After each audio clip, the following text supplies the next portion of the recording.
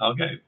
So welcome to the Fringeworthy Team 6 Team Banzai Fringeworthy Hooray. broadcast.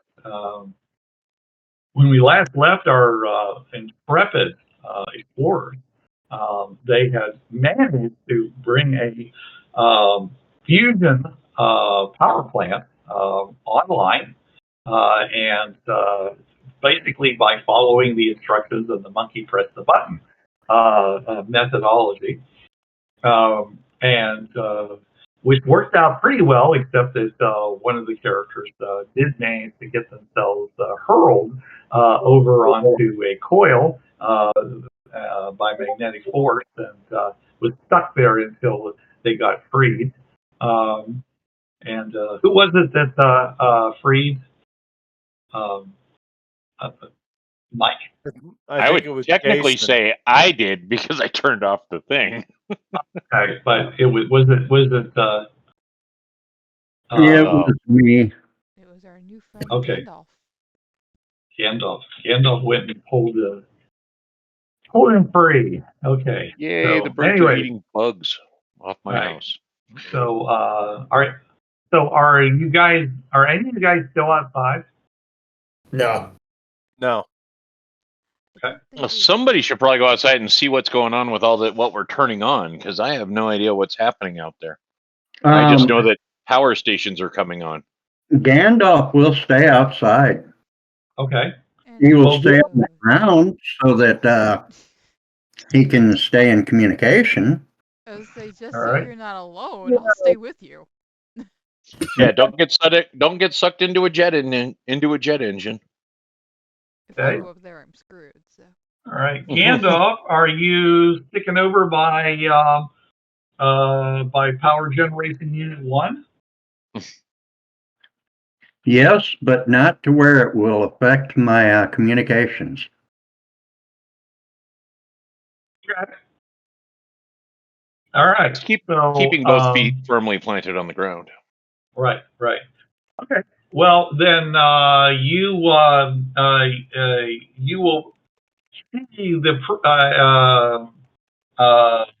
what will happen next is something that you will only be able to see peripherally because most of the power the giant fusion plant is blocking it. But suddenly there's a huge electrical discharge.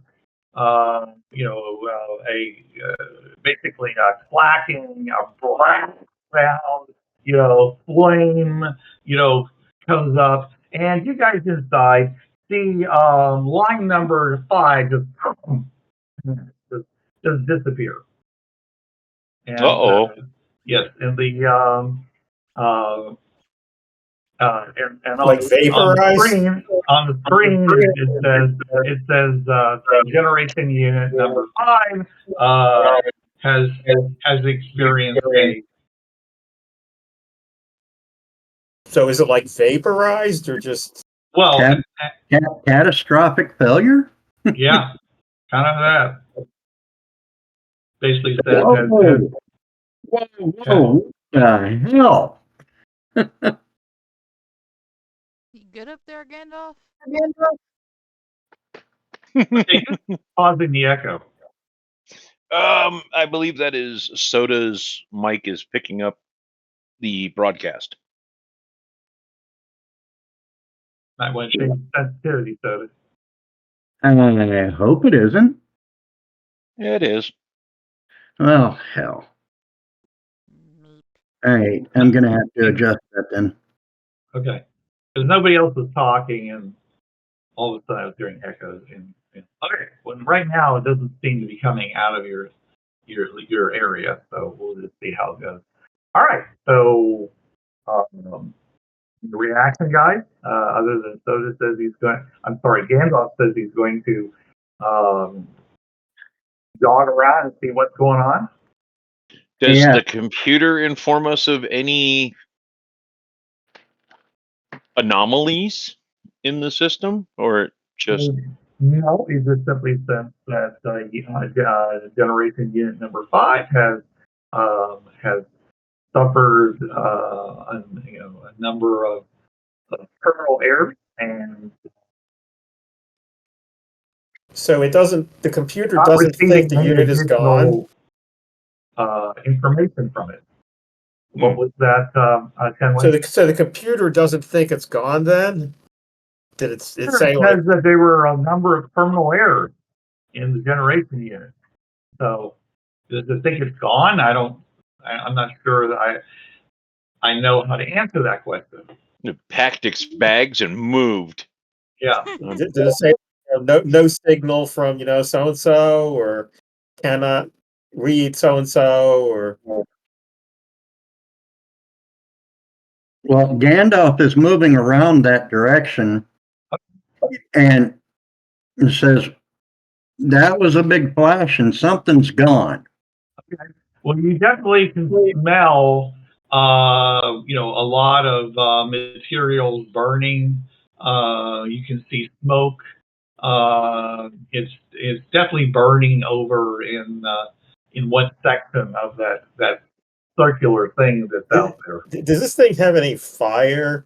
I'm saying this to the party. Does this thing have any fire handling methods like sprinklers or something? Or I guess if it's too big a catastrophe, it can't do that. But is it doing anything? Do we have to go out there and put these fires out? We don't know. We genuinely do not know that information, Chenwei.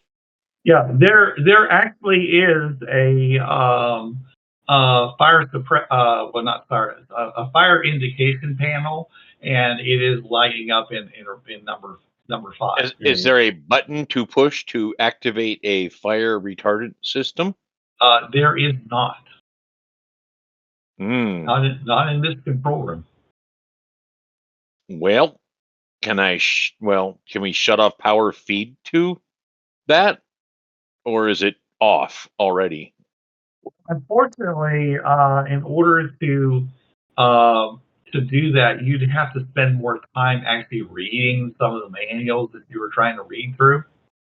Okay, So, I will continue reading, trying to figure out what to do. Yeah.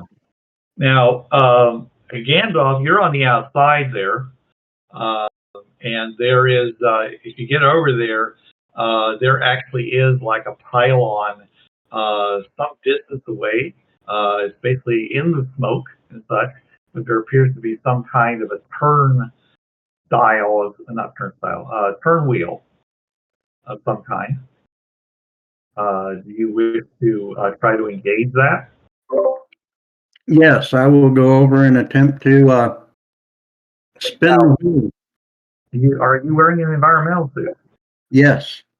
Okay, all right, because you're getting indications from your environmental suit that the air is very toxic. Yes, I am back in my environmental suit. Okay, so there it is. You want to give me a strength check? Sure will. Let me see.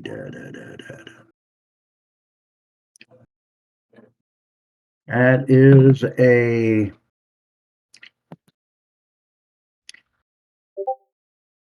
that die exploded.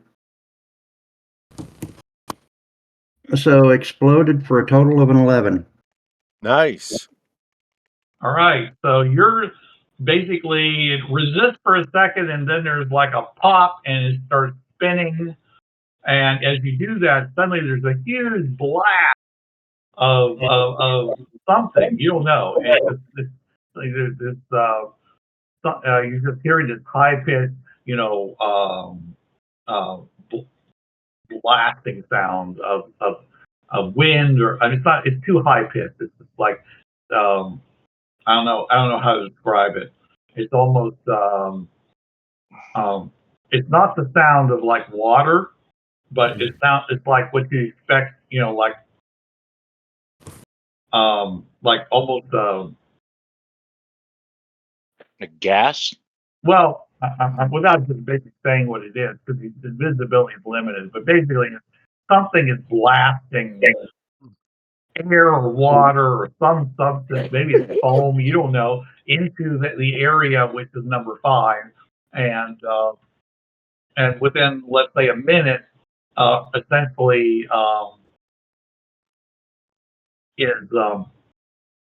the smoke dissipates, and you see everything is basically covered over with a kind of a brownish glaze, and you can and there seems to be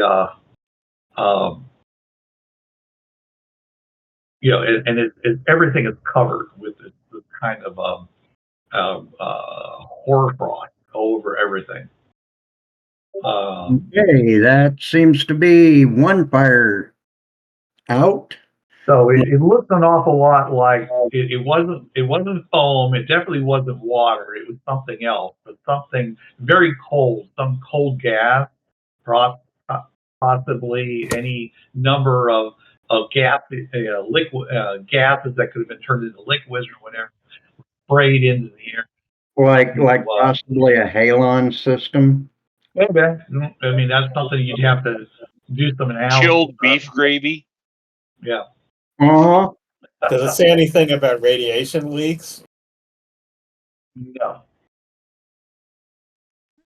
There's nothing showing up on the screen about anything like that. As a matter of fact, it seems to be pretty much disinterested about things like that.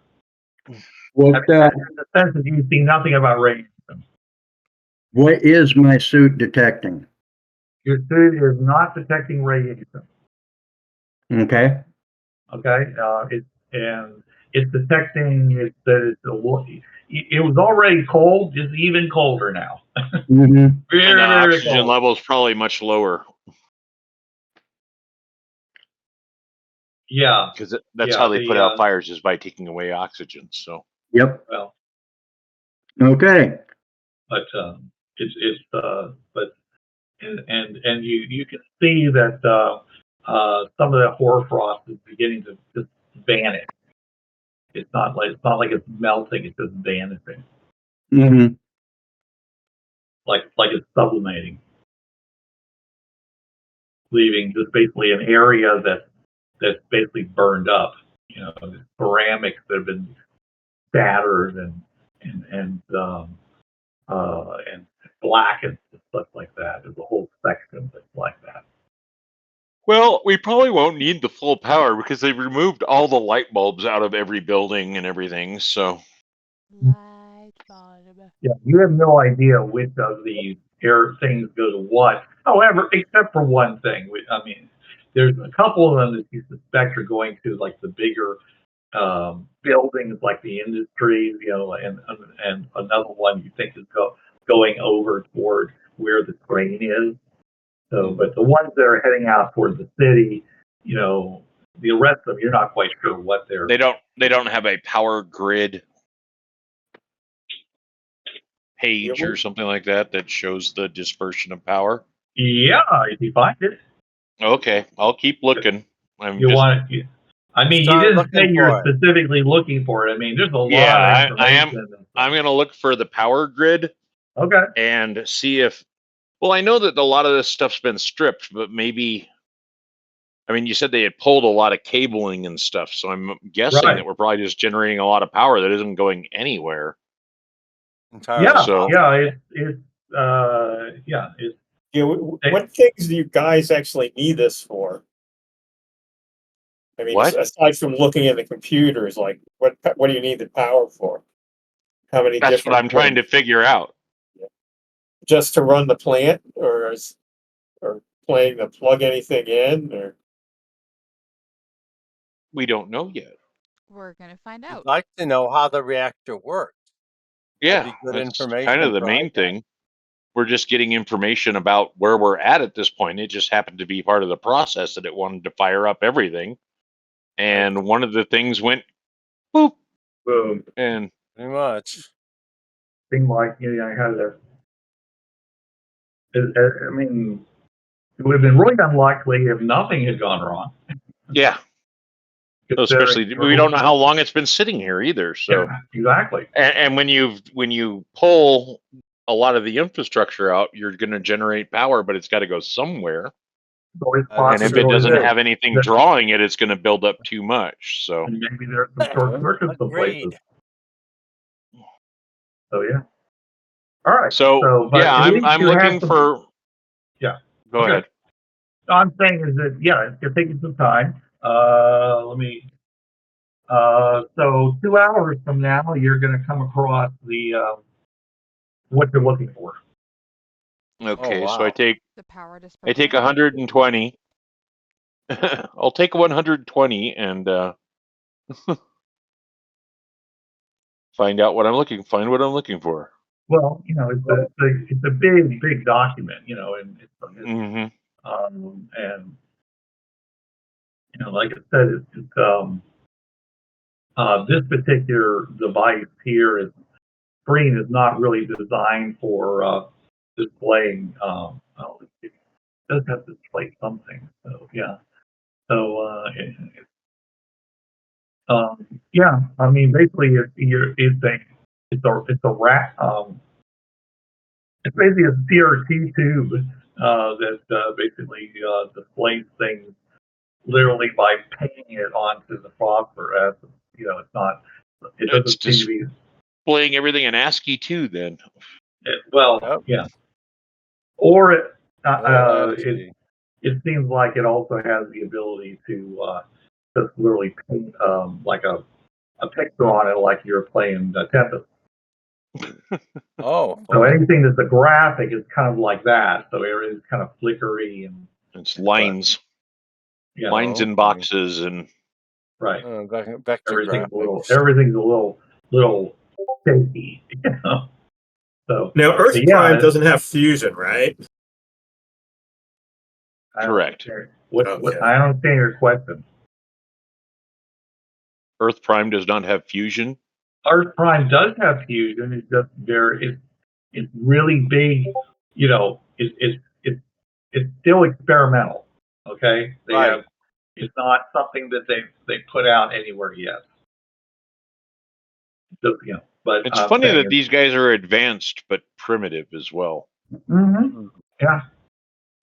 I mean, they have a quantum leap in power generation, but not in usage. Not in computer use.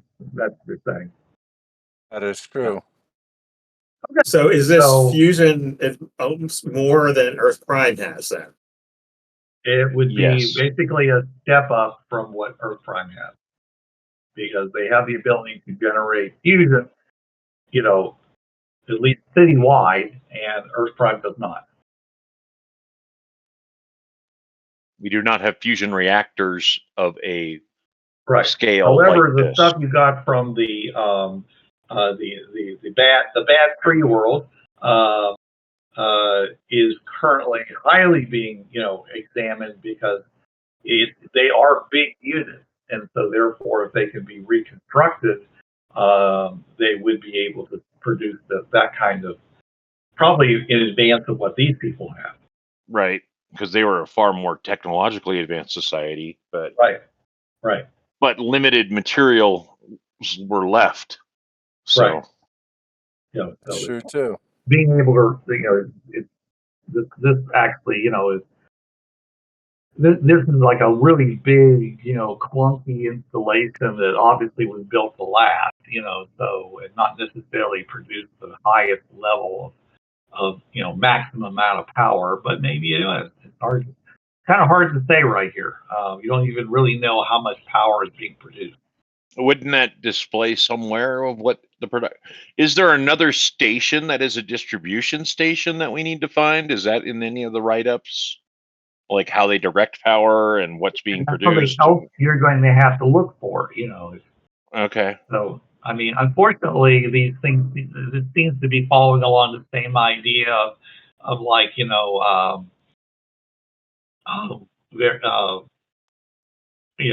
byte equals like a word, and therefore, all your names have to be pretty short. So most of these documents you're looking through are coded, with maybe a 2-letter prefix, and everything else is a number. And then inside those documents, they reference, either they're really big with a lot of information in them, or they reference other documents. So I'm just saying it's just a little. It's kind of clunky. Okay. Okay. During this time, are they hearing any communications coming from another area? No. And all this, none of this was like broadcast except for like alarms and things like that. Everything was just basically just a very simple screen display. Okay. Yeah. So there's no indication here inside that of an external communication. Okay. Now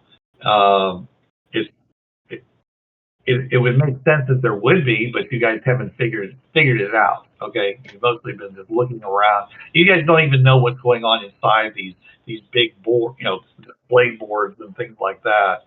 Right. So with rather cryptic looking dials and things like that. One of them could easily be an internal intercom system, but you don't know. No one's tried to figure that out yet. Mostly you've been trying to just, follow the instructions and see if this thing will turn on, which it has, which is a big win for you guys because now you've got a lot of power available to you. But, you don't know phenomenal whether cosmic power, itty bitty losing space. Right. Sure. It does appear, looking at at the dials that you've been able to tell, that there is they seem to be fully charged up in the area of hydrogen, and they also apparently are likewise producing a lot of oxygen, which, except for all of the burning that just happened outside, would indicate that the outside O2 is becoming actually breathable. Is there anything different happening outside now after Relay 5 went up? That was the big surprise that nobody was expecting. Okay. So, are we getting any street lights? Is there anything coming on? The area around the plant has lit up, okay, automatically. All right, but but nothing in the city has. Okay. Well, I'm going to look for a power distribution center now. Okay. Or a control center beyond reactor control. Okay. All right. All right. So, let's say 2 hours later, you basically start getting schematics. You've been able to find some stuff, and so now you can see that each of these generation systems are going to different areas of the city.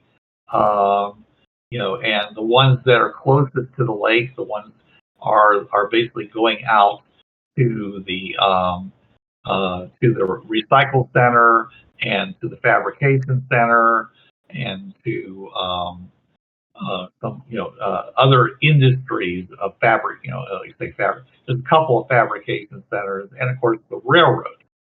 The train system. Okay. Well, we could always not take a helicopter and take a train. Well, that's great, but you may get the run train out of functioning. you may run out of power, at some point. Remember, these things were operating primarily by charging up. Big, huge batteries, capacitors, and such. Well, what do we want to do next, folks? So it looks like if you want to, from what you're able to read, basically, if you all these lead out from the plant go a certain distance away, and then they go into a distribution center, which is not this generation plant, where they then get distributed wherever they're supposed to go. So you're not seeing a place to turn the power on and off here, other than just basically you could kill a generation center. I mean, there are kill commands to do that. But I'm saying as far as where, so the power is basically coming off of this thing, running over lines, either underground or above ground to certain places. So, but beyond that, that's where they get distributed out, to wherever. So it's but So the question is, do we want to leave it running if we leave? Well, we could leave it running and then see what happens. It may explode for all we know. Yeah, yeah, I don't think we should leave it running unattended. Oh, I was voting It- in favor of we should. It probably wouldn't normally run without people watching it every second anyway. I know when I worked in a power plant, that's the way it was. I don't know. you. When I was a child, we just banged two rocks together for electricity. But Okay. One of them there- had to be Flint, but you get the idea. yeah, but there is a shutdown procedure if you wish to use it. I'm going to continue going through the paper,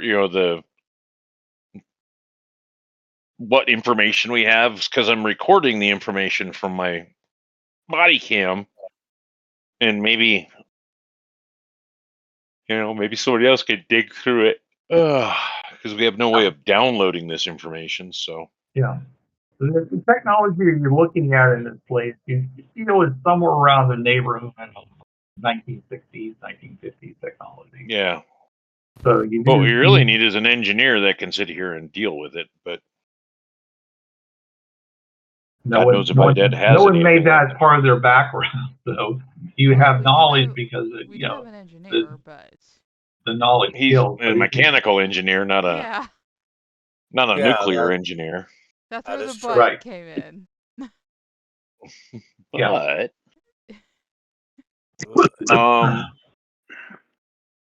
He All right. can build a bridge.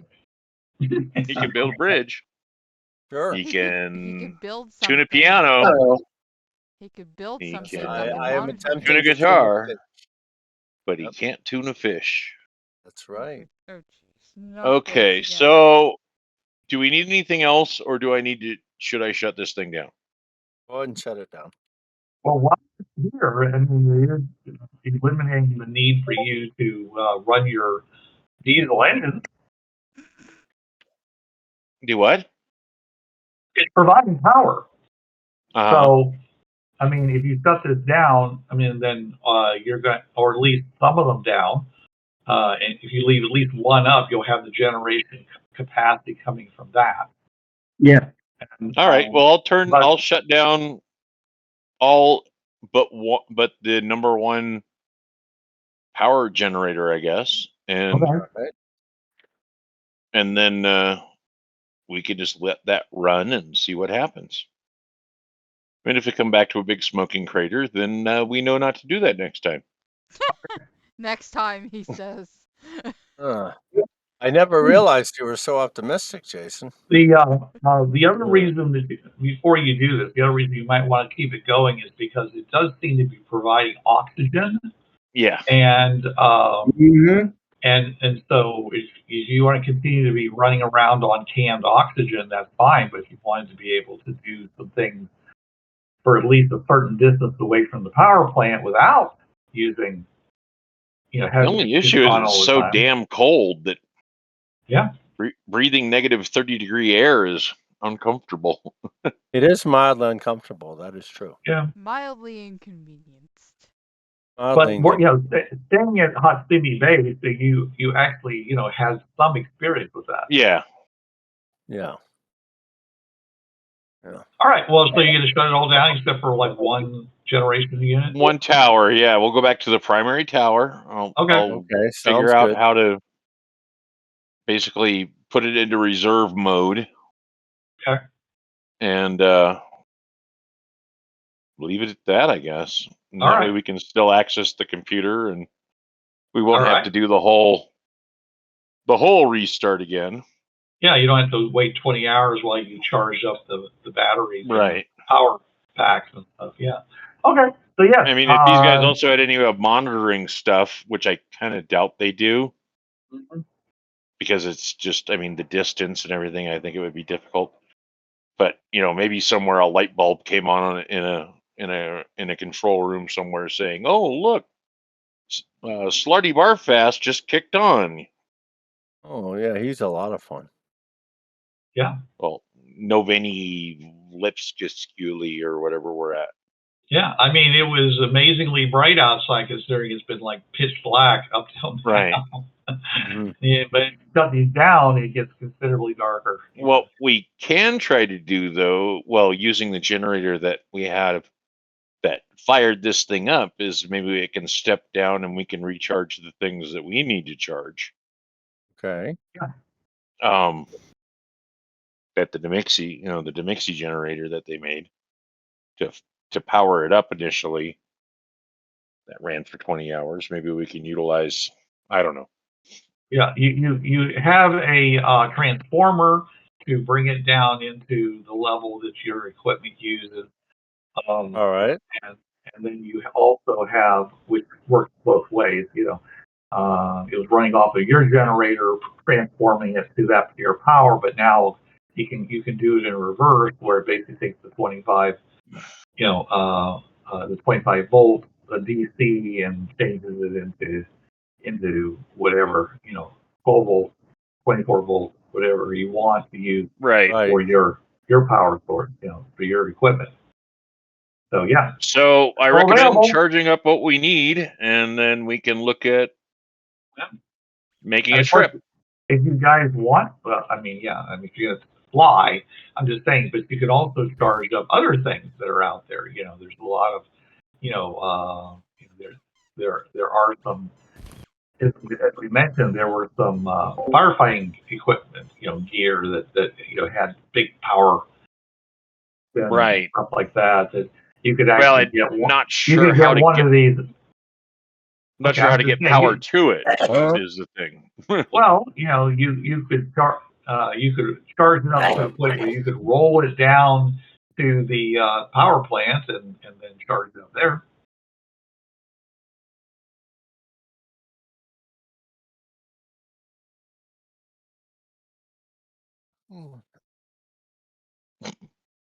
And then you have something that is the equivalent of a electric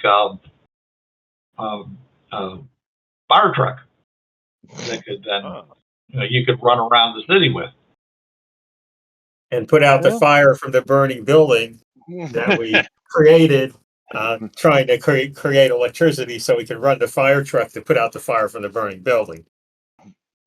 But that would give us something enclosed that could keep heat inside of it too, for anything that we need to do out here. We got a truck too. Yeah. Mm-hmm. Because the fire station was a fairly cavernous location. So I heard the fire truck thing and I was like, we move in, upgrade. Woo woo. As long as it's on tracks. Well, we got to figure out how to get power to the we would have to figure out how to. You could cobble together something that basically allows it to roll off of the track. We would have to figure out how to get power to the fire station, though. Oh, you could bring your vehicles there and use your generators that use to power up this thing to power up some of the power packs. That's true. And then once they had some power, then you could, as I said, you could roll them over, to the generating plant. And I wonder what operates the track switches to change directions and stuff like that. We shall find out. Well, if nothing else, there's probably some mechanical, but because of the icing and stuff like that, it could be a problem. Have to jump out and push a switch, but I haven't seen any switches around, so I'm not sure. There actually are. I just didn't think it was important to mention that. That must be a full-time job, standing there and changing track directions for someone. They just stand there all day long. That's why you have a very long stick. In the big intersections, for sure. Yeah. A long stick to slide by and hit it as you're going by or something. Yeah. Exactly. I will be right back. Oh, okay. All right.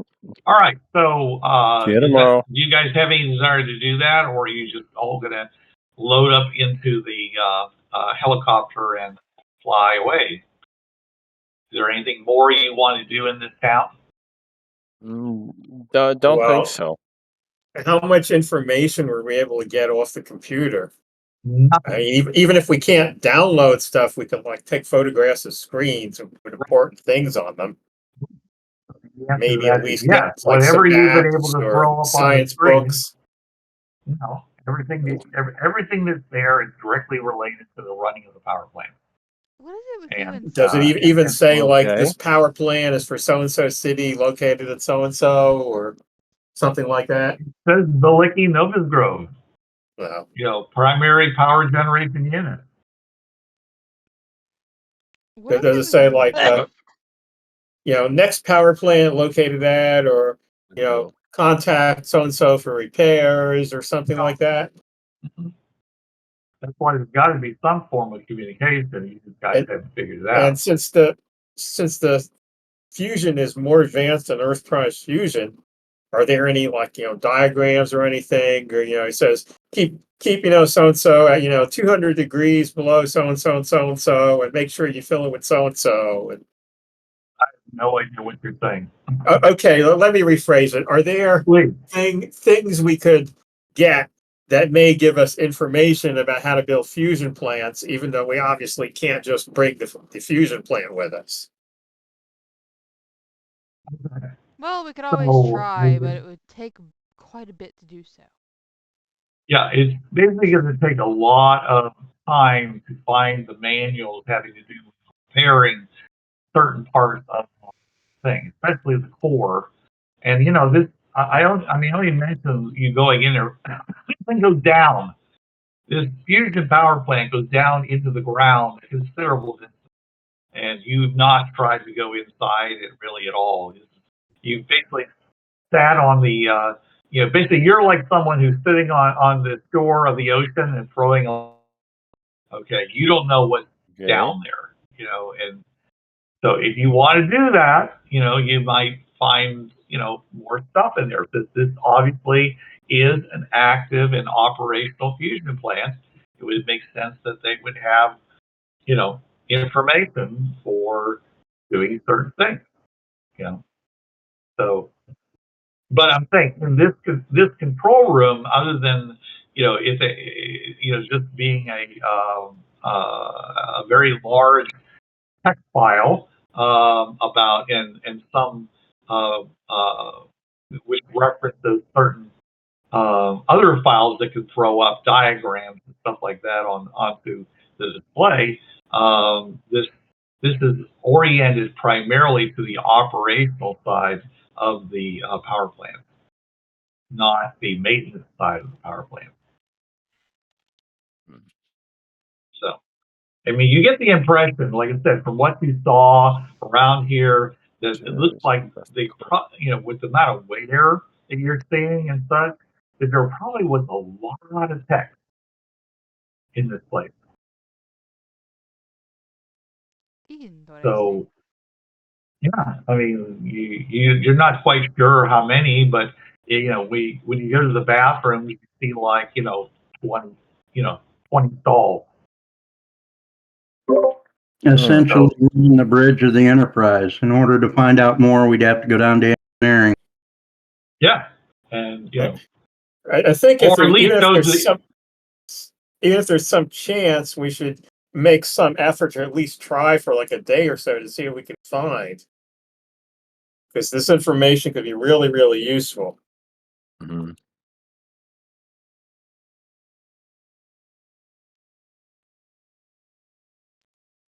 Well, I mean, Chen Wei, you can go do that.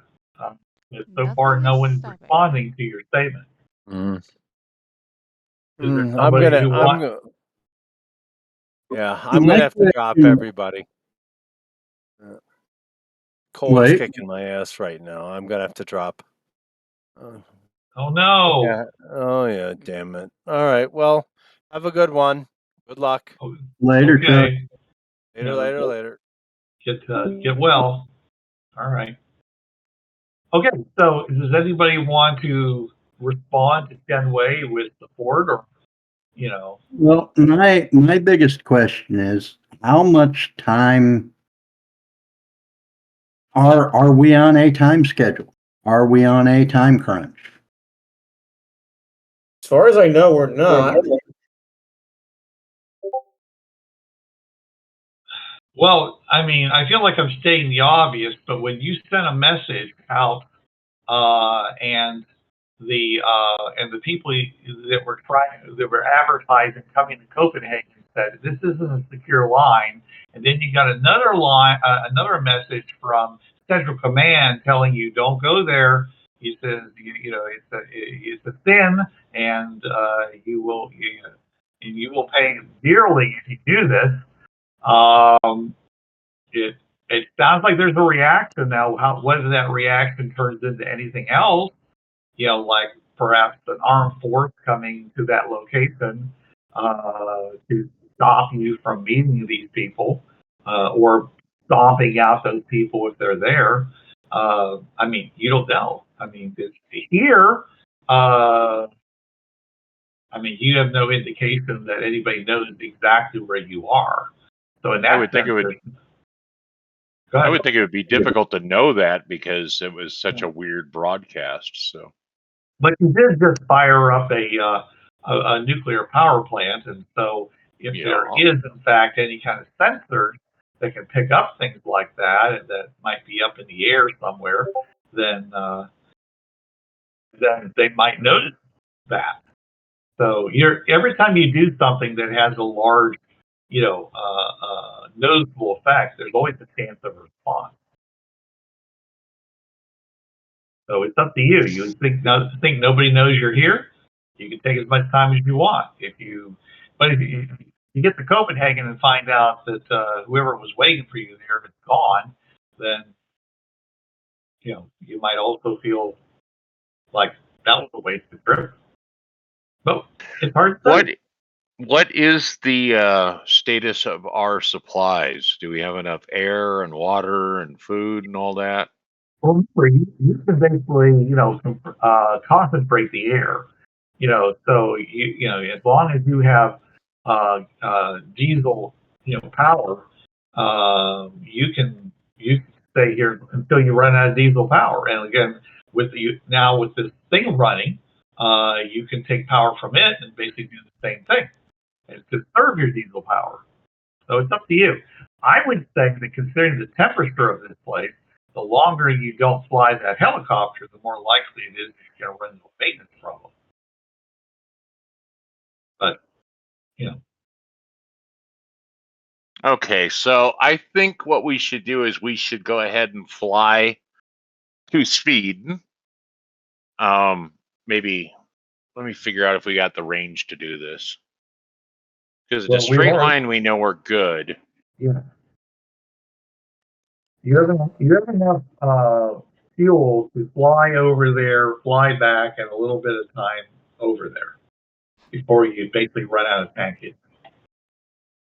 Right. That's what we determined before you ever came over here. I highly doubt it's going to be a actual straight line to it. Well, it's a helicopter. Yeah. Fair enough. But you're assuming that Copenhagen is where Copenhagen is in Earth Prime, and the general geography of the land is the same as you expected. Watch Copenhagen be in the Mariana Trench. Maybe it's New Copenhagen, and they rebuilt it there. But it's really It's really in the trench. Yeah. Moon base Alpha is actually, where a certain black singer who was known for doing the moonwalk was born.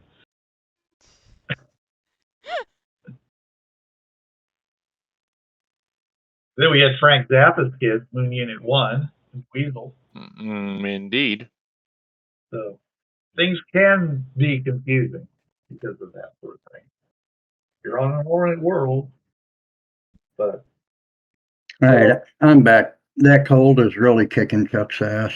Oh, lovely. Well, I'm sorry to hear that. She said sarcastically. Are you there with him?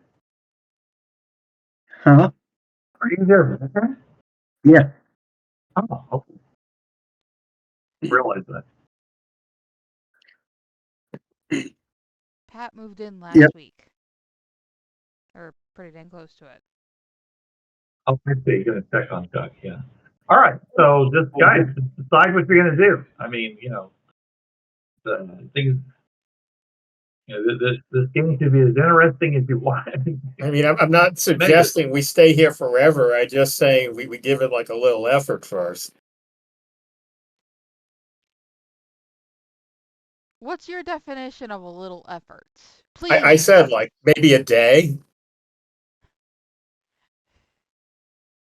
What would you like to accomplish? To do what? See if we can find information about that would be helpful in building fusion reactors. What's How much time have we spent here already? Nothing is stopping me except not much time to do it in.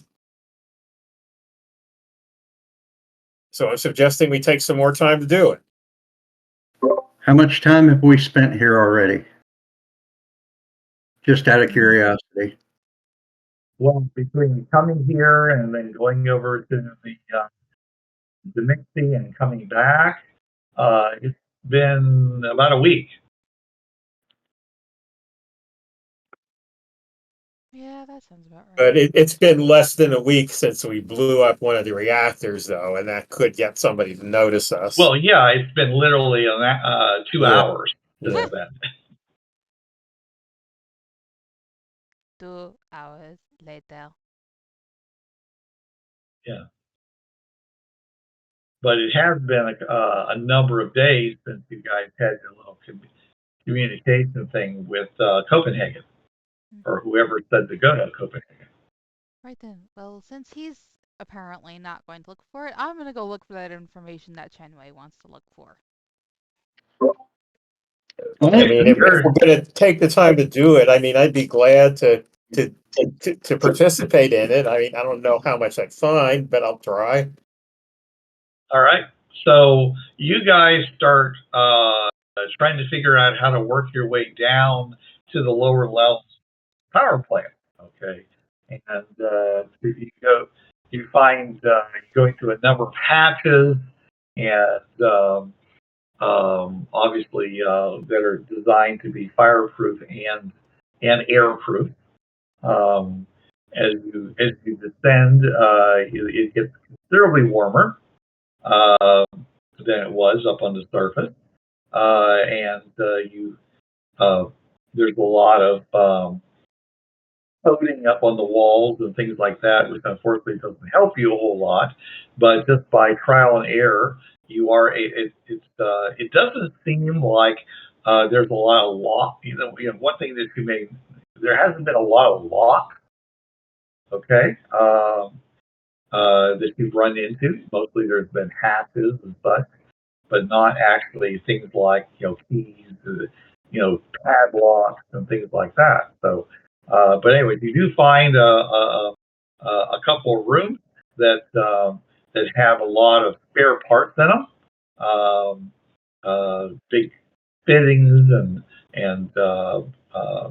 things that look like they're pipes made out of high temperature steel and such.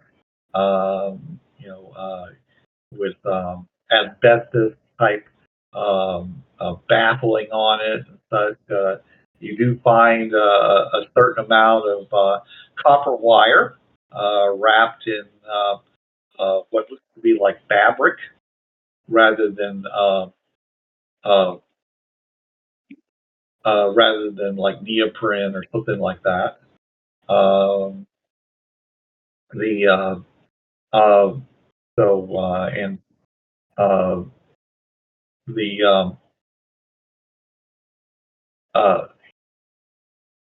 You start hearing the sound of pumps as you continue to work your way down, and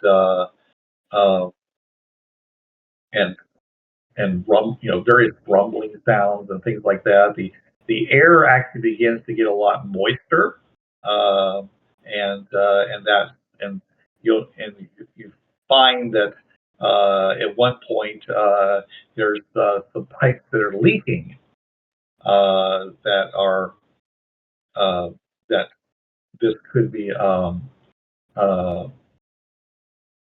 you know, so there's some obvious, it's not leaking a lot, but it's basically the water is under pressure, but it's not under like thousands of pounds of pressure. But obviously, some of the water is leaking out, and there's some big. There's a couple rooms that have some big devices inside of them, and have that seem to be. They show that they're using a fair amount of amperage. Okay, and since there's like there are 12 generation units, you're going to find 12 of everything as you start working your way around.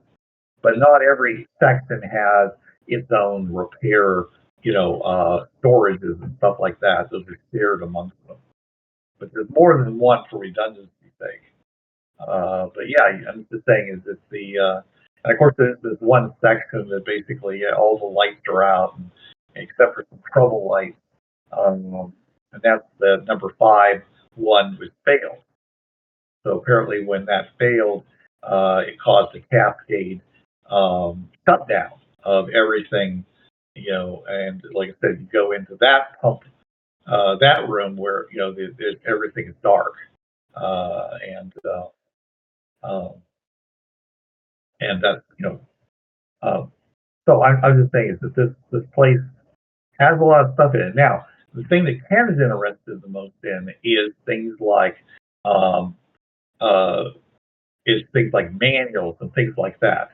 And you do find essentially at least one room that looks like it's kind of like a machinist shop, okay, with a lot of materials in it. And they do have these enormously large,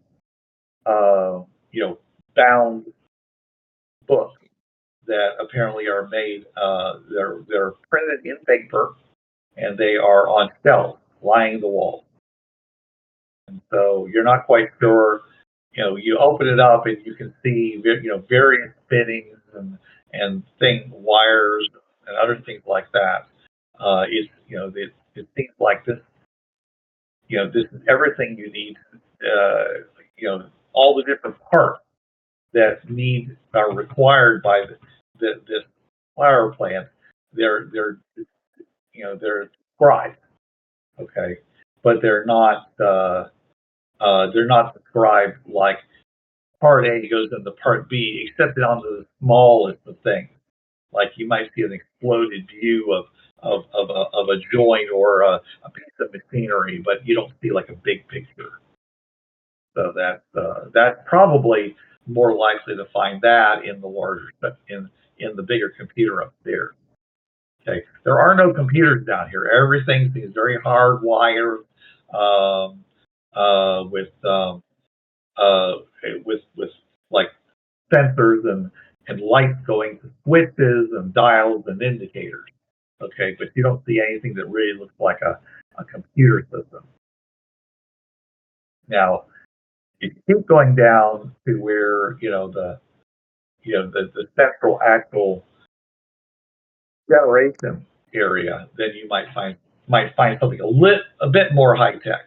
But this looks like everything is like built so strong. So everything you see is like heavy. And in some kind of a concrete setting or something like that. It's obvious that everything that's here was built here and it's designed for the long term. But it's unfortunately you don't know what year it is because some things do actually have dates on them. Ooh, dates. So, but looking at what's there, you see dates that seem to be around. It does seem to be around somewhere between 1920 and 1960. You don't see anything that's dated beyond 1960.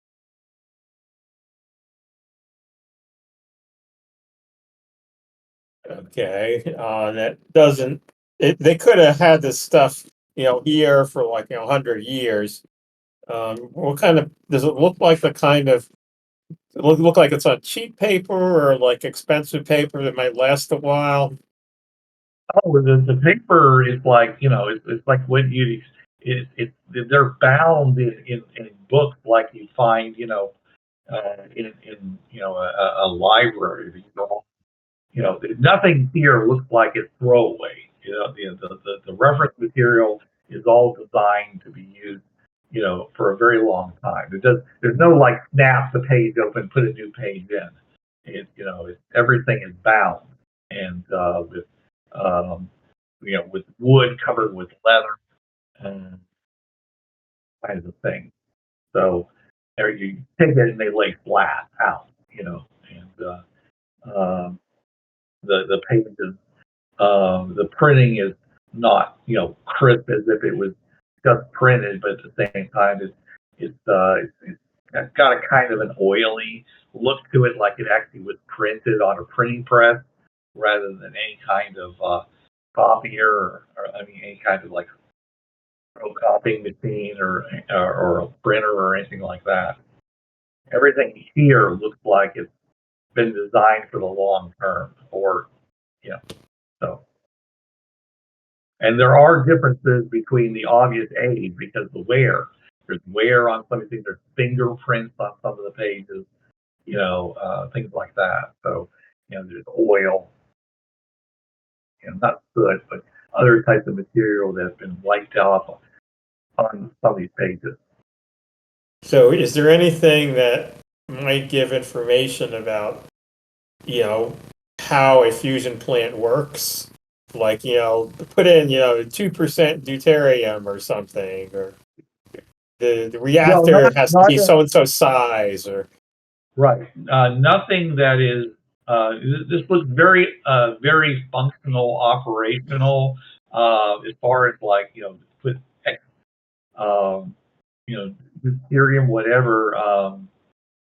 It doesn't say that. Okay. Now, if you were to get into the actual generation plant part of it, okay, they might have something like, turn this dial to, these settings, for normal operation. There's, just like there were step-by-step instructions there. There's everything here looks like it's been very carefully put away.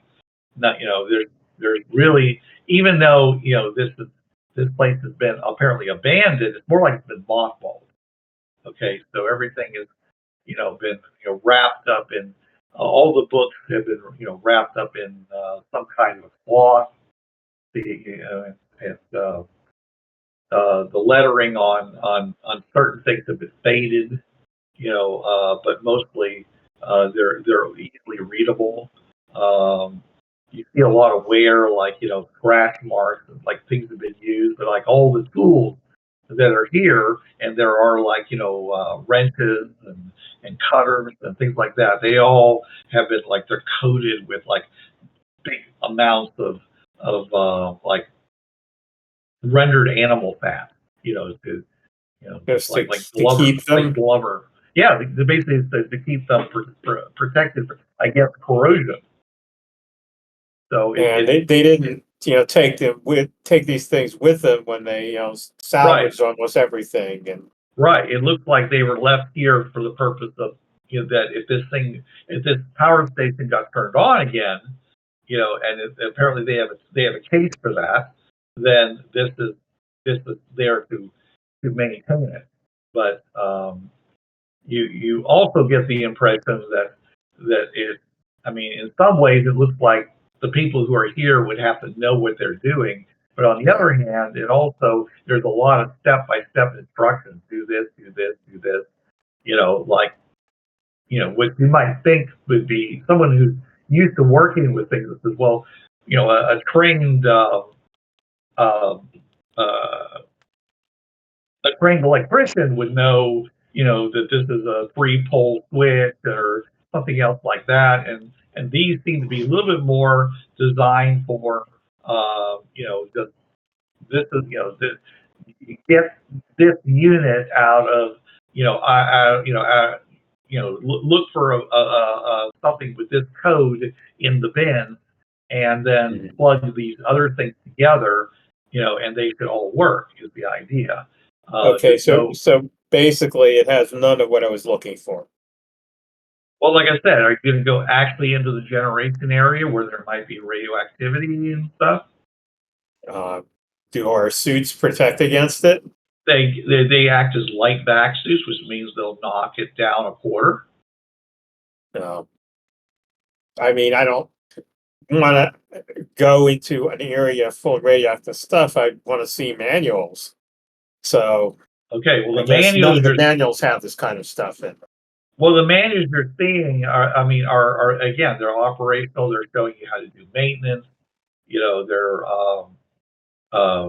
and like I said, what's necessary to make things. Everything that you're seeing has, like, all the pipes have a number, a code on them, saying this is what this is. And so if there was, let's say there was a crack in this pipe and it was spewing out something, okay, you could go back here and either make a new pipe or find a pipe that's actually in stores, go back and put it back in its place, and then theoretically it would all be working fine. Okay, or so it doesn't say why that pipe is there, or but some things do it. Some things are described. I mean, they're like, they have things like, primary pump, relief valve, secondary pump, pressure indicators and marks on them indicating when the pressure is too high. There's emergency on-off switches. There's stuff, but I'm just saying is that it doesn't, it either is very specific as to what you're trying to do, the task that you might need to do, or they're very, very generalized in the sense of, like, here's a list of things, but generally speaking, if the thing goes over a certain number, then you're gonna, where it's like danger, you're gonna do something. Probably just shut it down. Okay, so no then. I'm giving you an answer. Your interpretation of that answer is up to you. Well, I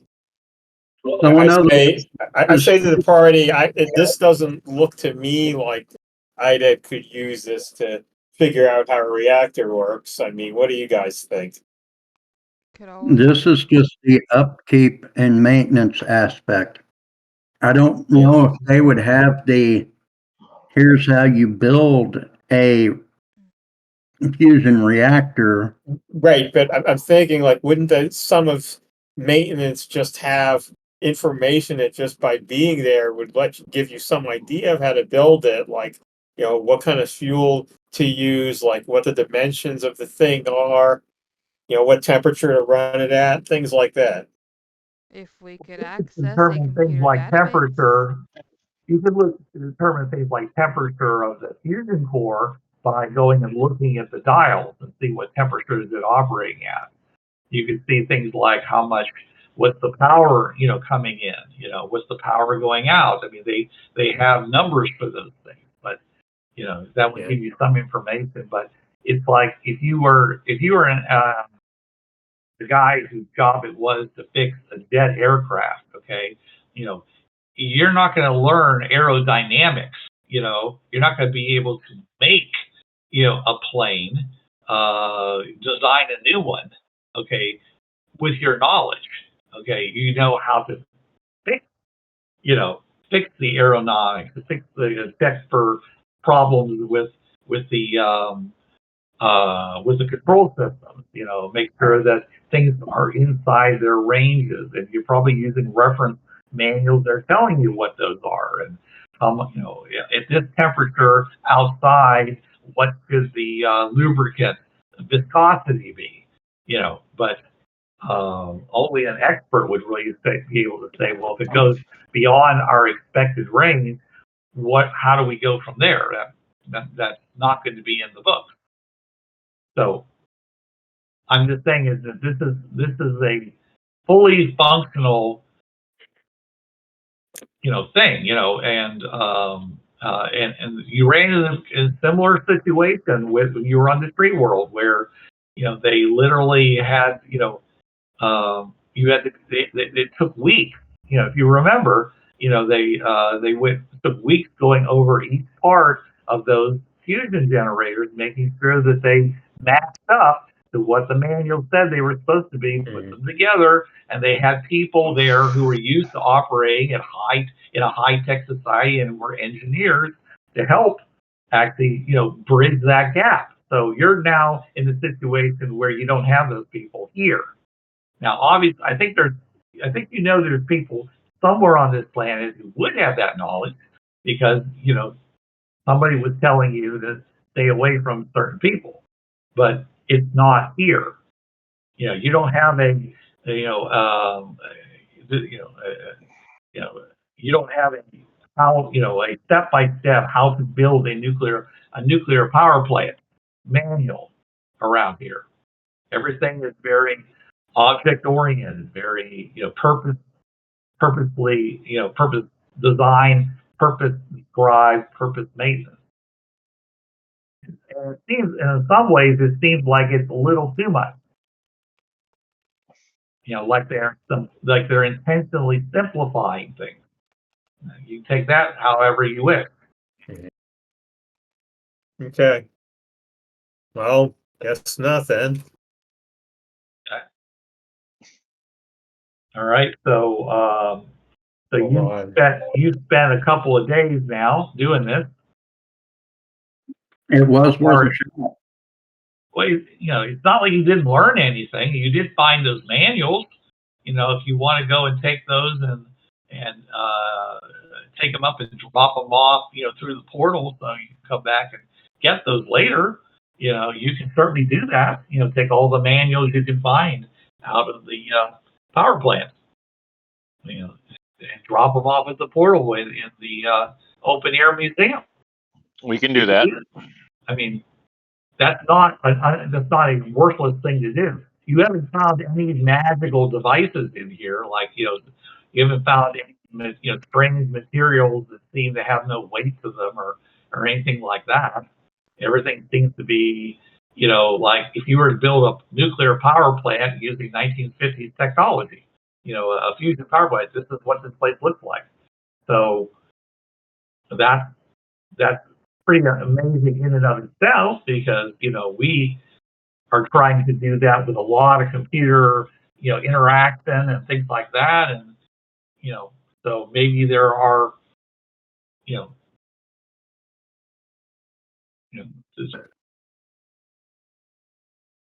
it's kind of hard, it may or may, there may be better ways of doing things. They may have figured out stuff that we haven't, but none of you guys have the knowledge to be able to, do that kind of breakdown. Okay, none of you are the guy in this island Earth who basically looked at the giant schematic and said, "This is where we start," and then just started taking pieces and built together, this device that was necessary, that was the linchpin for the entire alien technology. Not even the engineer that we got can help us, or he can help you somewhat, but I'm just saying you don't have an entire nuclear power plant sitting in bins, ready to build another nuclear power plant. You have parts that are likely to fail. We are way out of our lane, Donnie. We could inform IDET of this, and they could possibly send somebody who does understand.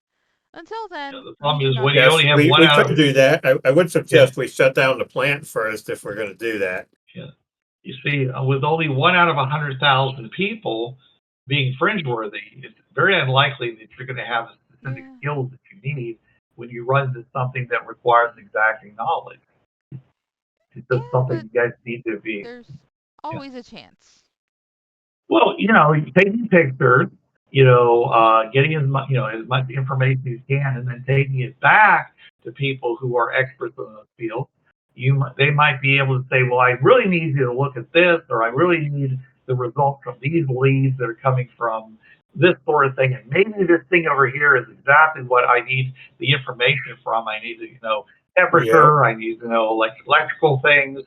I need to know what kind of pressure is involved in that. They could give you information that could allow you to proceed on an investigation. Yeah, well, we probably should have to do that. Take one manual with us just to show them and say, this is what we found. You can take all the manuals if you want to. There's lots of them, but they're not, and they're heavy. Okay, you open up on a big metal table, and by the way, they're illuminated. They're drawn with all kinds of scripting around it in calligraphy and things like that. Okay, they got pictures of people with with hard hats on, standing over there smoking cigars in the corner. So like a religious text. Very much like a religious text. Because we've seen that they have this weird religious thing on top of the society here. Right. So everything here, there's a prayer at the beginning of every book. So I'm just saying that these in a way these are Bibles, but they're Bibles of science. Okay. So it's kind of interesting. Like I said, each one is kind of a work of art, even though they've got fingerprints and things like that. It's obviously been used. There might be some places where it's been torn, and they actually have thread sewing the pages back together again. Today we shall read from the Gospel of Saint Vidicon of the Cathode Ray. Yeah, all the pages are thick to avoid that sort of thing. Yeah. So yeah, you got these, and the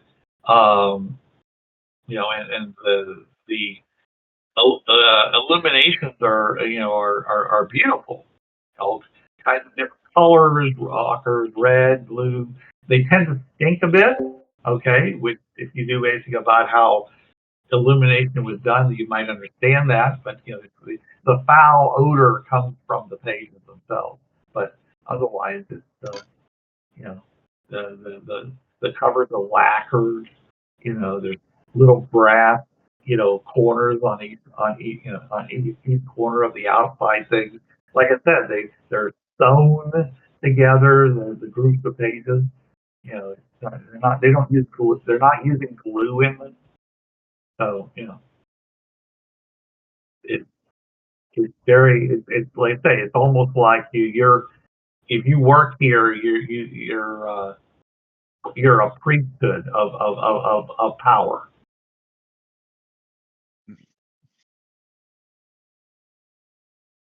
So what's next, guys? So as far as I'm concerned, we found very little here. I think you found some stuff. Okay. Yeah, but it's not useful. That's hypothetical. I disagree. I mean, we could still, as I did say, we should take back a manual and whatever pictures we can take this stuff. But it seems like it's not really going to be very useful for that. Again, it's not gonna, but we tried. It's not going to allow you. We tried to build a nuclear power plant. No, and maybe IDET will say this is more useful than I thought it is. Because I mean, what do I know? I'm going to start taking pictures of everything. Yeah. No, I already said we should. So. Yeah. You can take a picture of every page of those books. It's a lot of manuals, a lot of pages. I mean, you're like, where are the manuals? Where are the pages? Because it's hard to read it off that computer screen. Is that what Gandalf is doing, Pat? Yeah. If that's what Gandalf is doing, I'm just gonna pat him on the head. I start loading No. up manuals No. and holding them out to the Summers. Yeah, that's what Gandalf is going to do too. Right then. I'm picturing. Have fun. So That- you guys that do all image that? That image is Fallout 4, Children of the Atom. Oh, okay.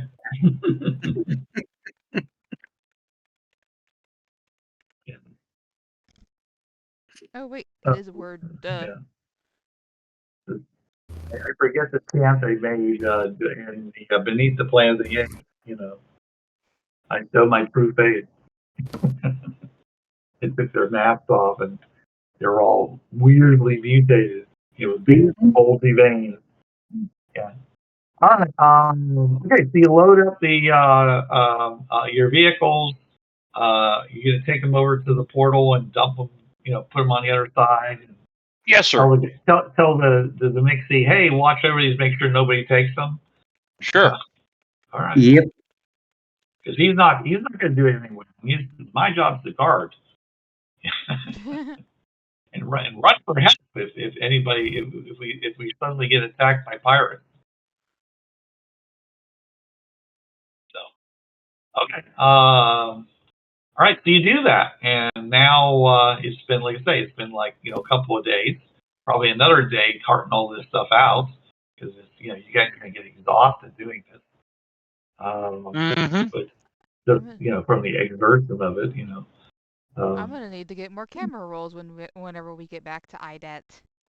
Yeah. Well, I mean, you can put these onto you know, on SSD cards because those things don't go flat. Too late. I already used Polaroid. Okay, you use Polaroid. Fine. But anyways, you know, so you do all that, put the stuff through, take the books, put them there, and it's now been 3 days since we started the session. So, Okay. all right. So what's now, Brown Cow?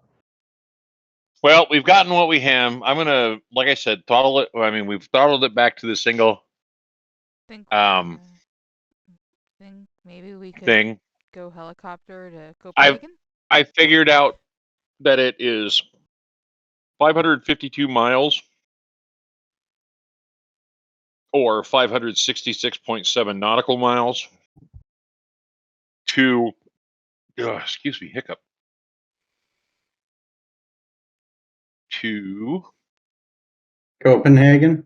no, Kristianstad, which is to the north of Copenhagen. Because we don't want to come straight into Copenhagen.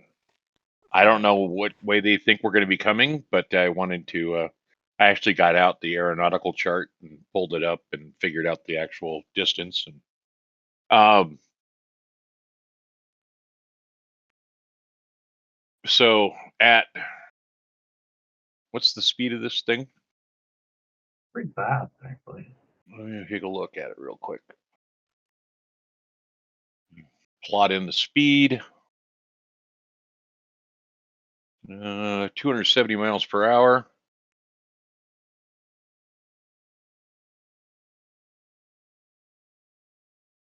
Come on, adjust.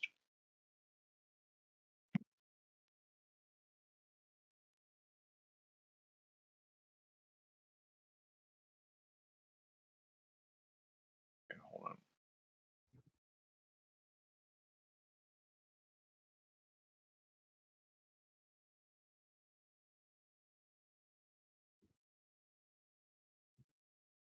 I don't see. Take about,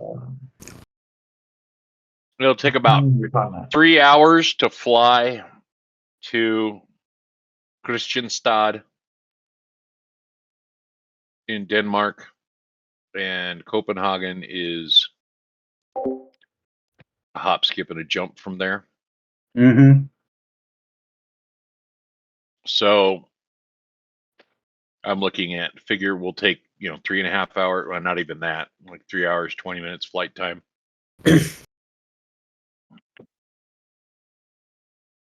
And that's at 220 miles per hour because I couldn't figure it for 270.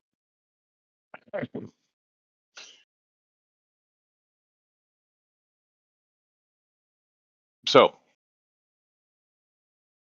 once we get done dicking around with the manuals and stuff, I vote we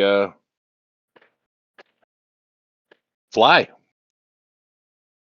I agree. To Copenhagen? Well, to I do suggest we to Christian look around a whatever. little bit while we're flying, because I bet there's going to be some place we want to stop and look at before we get there. Can't see anything because Obviously, it's dark. When we have radar, or We have stuff like that, I yes, mean, but we it's not at going to. least got to like to not crash into a mountain or something.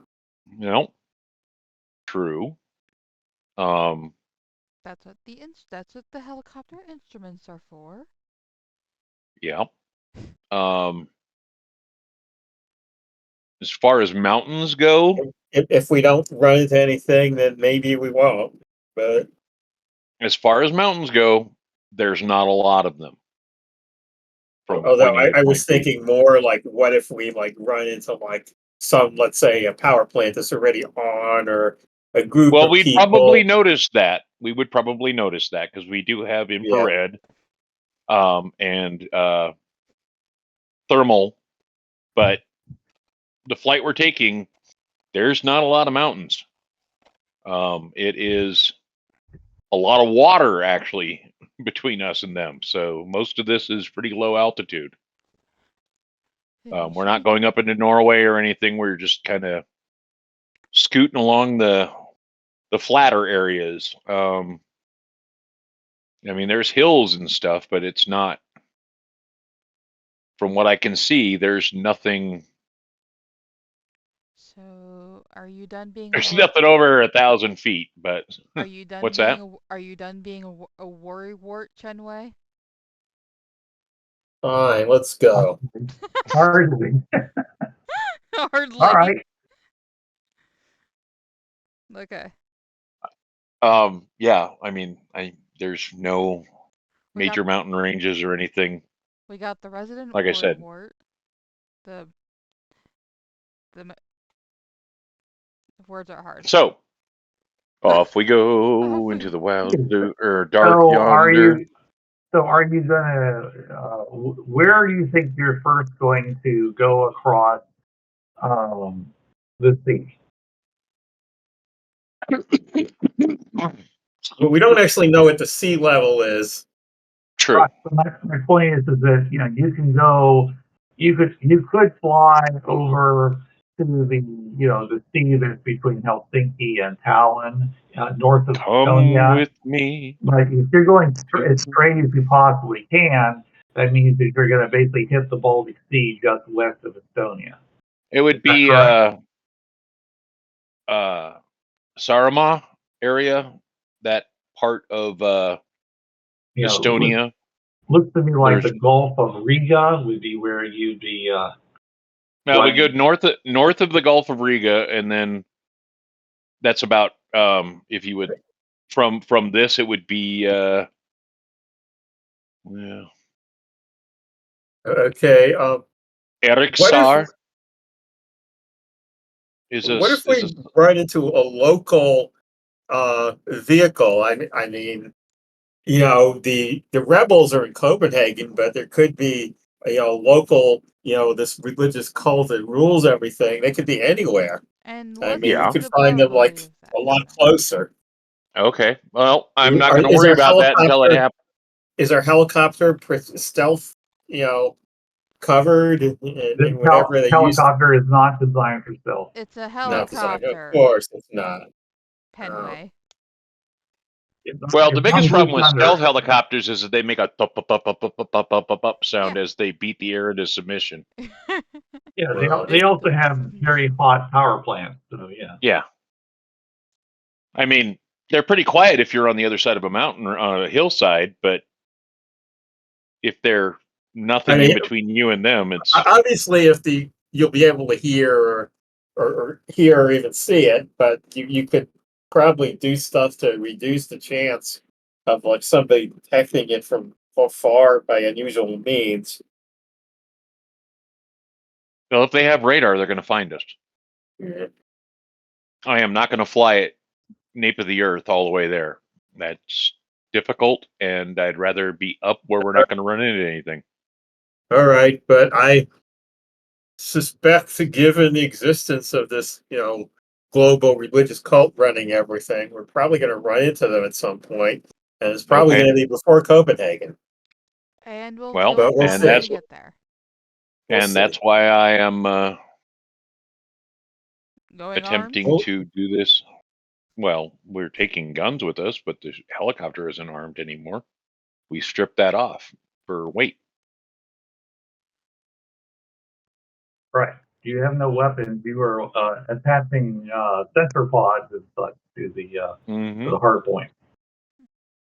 All right. So you guys ready? Yeah. Here, Yes, let me sir. send you this. Okay.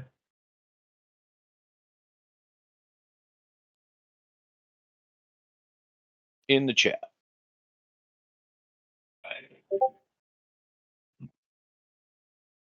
Okay.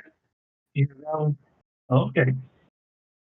On my map, Blakey Nova Scrub is actually considerably a little bit south further of out. that. Yeah, it is. Yeah, yeah. I couldn't plot that because they don't actually have an airport. Okay. All right. There is one to the south, but it also wouldn't let me plot that either. Sure. Okay. Yeah. That's what I was saying is if you're going to go into the, you're going to cross over the Bay of Riga and then out to the Baltic Sea before you get over toward Copenhagen. Riga's actually just south of that flight plan. So. Right. Okay. So you're flying along. How far off the ground are you going to fly? We are at, let's see.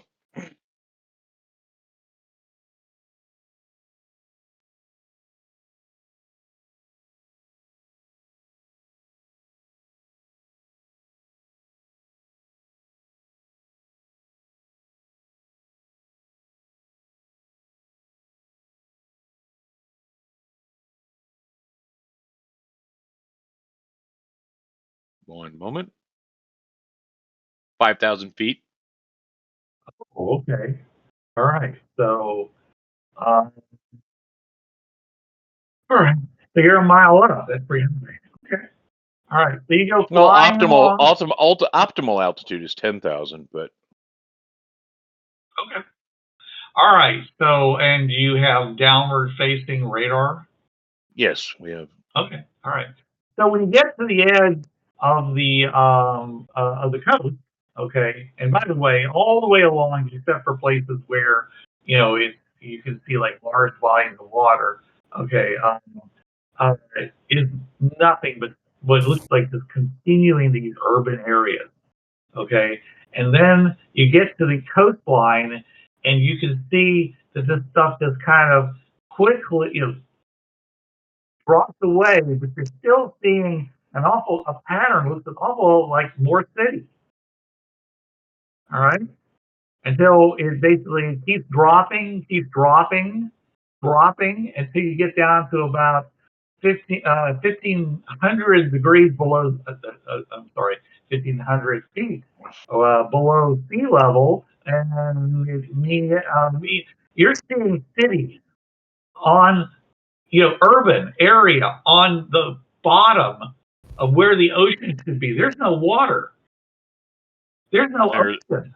None at all. None at all, as far as you can see. So... But you see a massive amount just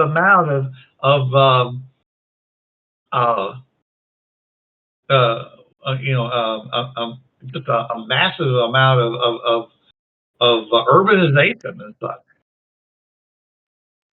Nice. To the lack of Interesting. water. Okay, that is definitely odd. Now the Mariana Trench snow globe makes sense. Okay. Well, and so it's like the entire area between Copenhagen and Estonia and north of Finland is just basically it's just like a ginormous valley filled with cities and urban areas. I mean, maybe they've got their own generation power plants down there or whatever, but they you just see them but nothing seems to be moving. There's no heat. There's no. No, there's nothing down there. Okay. Oh, wow. Yeah. Until you finally get over to where Copenhagen is, and you see it rises up, as the seabed, goes up onto the continental shelf, and flows up onto Sweden, and just more of this urban stuff. Again, all black as far as you can tell. Okay, until you get. So I'm saying, so how far north of Copenhagen is this place you're going toward? Kristianstad is, well, Copenhagen. That's actually still in Sweden. That's where I'm hoping to. Malmo would be our destination, which actually has a high bridge roadway that goes to Copenhagen. But I figured we'd come in from the north. Okay. So at Kristianstad, we could fly straight over to Helsingborg and then come down from the north. And at that point, I'm going to climb as high as I can pretty much get and still have an idea of what's going on down below us. That way I can see if there's heat, movement, other aircraft, looking for basically going on alert at that point. Are you seeing where I'm talking about? Mm-hmm. That section. If you go to Copenhagen and look north, there's a bunch of different. When I go to Copenhagen and I look north, the first thing I see on my map is Helsingborg. Helsingborg, yeah. That would be almost due west of Kristianstad. Okay. Or Kristianstad. Yeah, All right then. I mean, obviously the terrain is different because there's no oceans anymore. There's no water. Right. But and like the separation between where that big bay between Copenhagen and Malmo and Lund and all right, that's all gone. All filled in with structures and such. For it to be such a massive population like that, I mean, the density of this population, I mean, that you're talking about billions of people. Yeah, easily.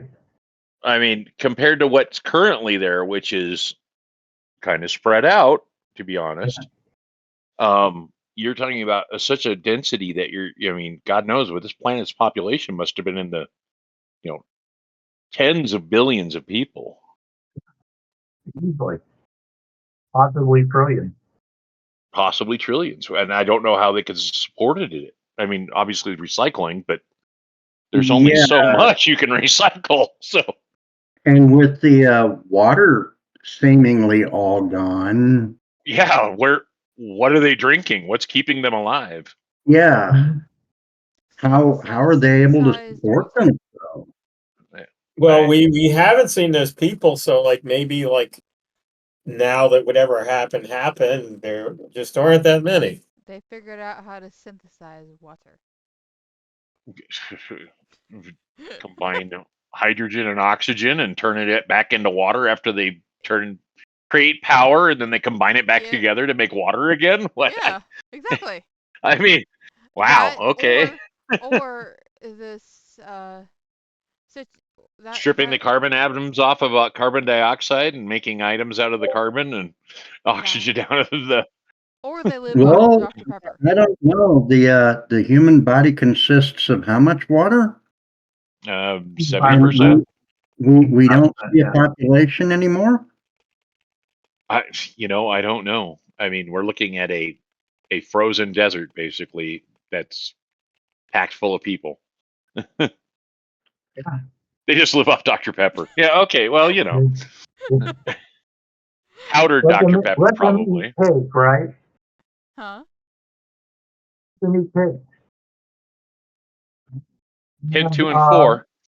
Okay, you guys do notice something else. There appears to be some kind of really bright flashing light source coming from Copenhagen. Like, well, that's not I'm subtle. basically pulsing. Yeah, not trying to be subtle at all, apparently. Well, don't go there because it's bad, okay? Okay. Don't go there. Gotcha. Well, I mean, that's what the church said is don't go there. But so they have this light that's shooting up into the sky. I mean, that's pretty impressive. Because the church says not to go there makes me want to go there. Did I happen to mention I'm atheist? So join the club. Join the club. Is it just like a light and nothing else? Is there like flashing in some pattern maybe or spinning in a pattern? No, it just seems to be, like flashing like once every 5 seconds. Hooray for Hollywood. Oh yeah, are we getting any radio signals or anything like that now that we're closer? No. No, you're not. Of course, you can't send that long wave thing because you don't have an aerial anymore. The aerial was the train track. Okay. By the way, those train tracks just went all through all the stuff that was down in the what would be the ocean bed. So it's just well, I'm flying without marker lights, so right. I think we will get just north of Copenhagen proper and try to find. Does this have the same structure over everything too? Has this just been just nothing but this web of non-stop girders and suspensions? Yeah. Ugh. Have I noticed any gaps in areas or? Well, I mean, if there's some areas that are like volcanic, I imagine you wouldn't. What was that? See them there. I don't know where the volcanic region would be in Norway and Iceland. Yeah. Well,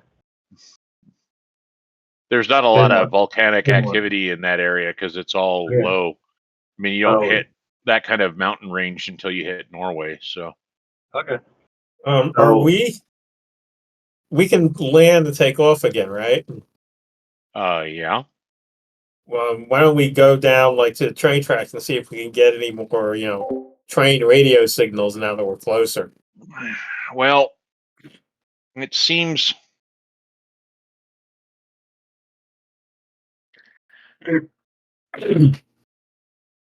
I mean, Copenhagen's already a pretty dense city anyway, so I'm just trying to figure out where we can set down at this point.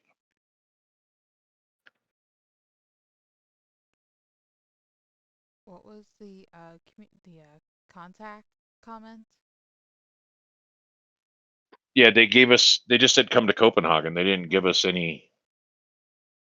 Come to beautiful and scenic Copenhagen.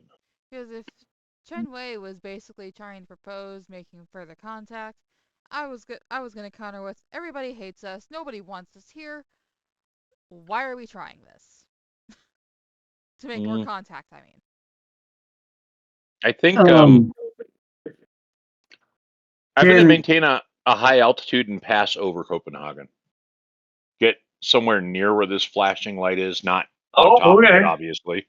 All right. Going near the green. While doing that, I'm going to keep an eye out for any spot that would indicate a landing zone.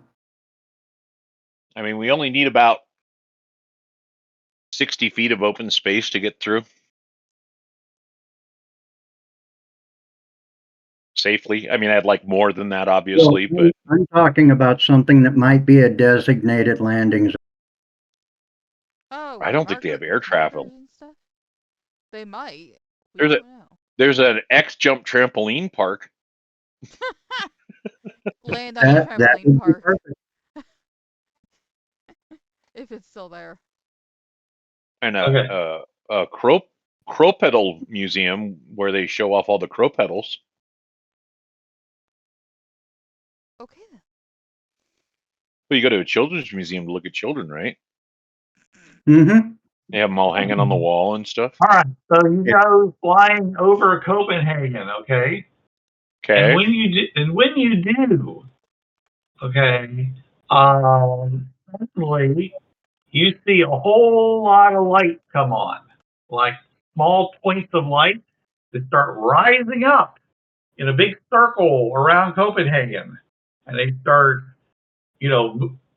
at different heights and things like that, and then they start moving in toward you. Oh, I will just Evasive maneuvers. yeah, I will change course and move away. Okay. All right. So these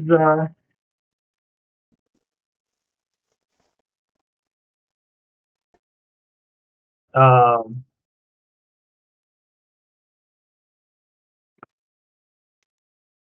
okay. Oh, that's not good. Evasive All maneuvers. right. So yeah. So about 5 of these things basically Oh. break off from the other ones and start chasing you. What are we getting? What did we get as? What were they? Did we see them on? I mean, what information do we have about these lights? I mean, we're using. They're producing a lot of heat. Okay. They're moving. They seem to be bobbing around, which means they probably are using some kind of lift technology, not wings. Or if they have wings, they're going to be short. They're So they're like, are they behaving like drones? Are they? Yeah. Let's say like drones. Okay. Except they're Okay. large. Okay. You figure they're around 40 to 50 feet across. Oh, that's huge. Okay. Okay. And they're chasing us. What kind of speed do they have? Well, they're closing you at currently they're following you at 400 miles an hour. Holy shit! Ugh. Well, they can outrun us. Yeah, no shit. They're Maybe closing. we could shoot them down. What's that? Maybe we could shoot them down. With what? Yeah. Gotta be some sort What are of. we going to use? Harsh. What are we going to use? Harsh language? Yeah. So one of them basically zooms over you, okay, causing a lot of shaking, because of the turbulence it creates. All right.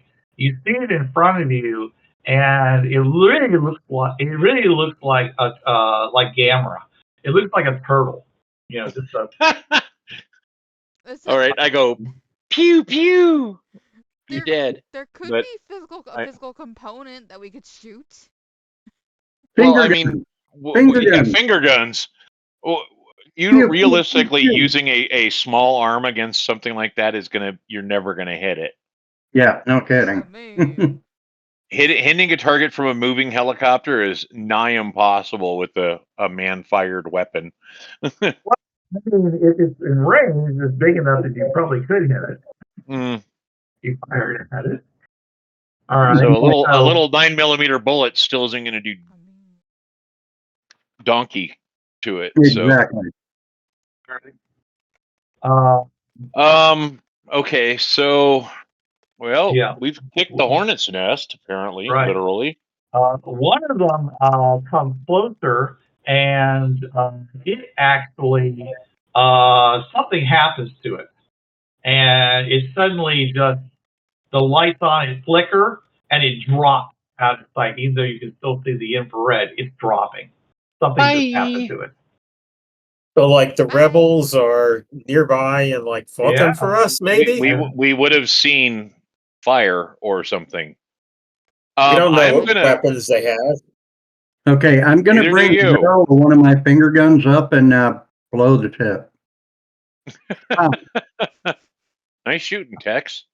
I will continue to move west from Copenhagen, and maybe they only have a limited range.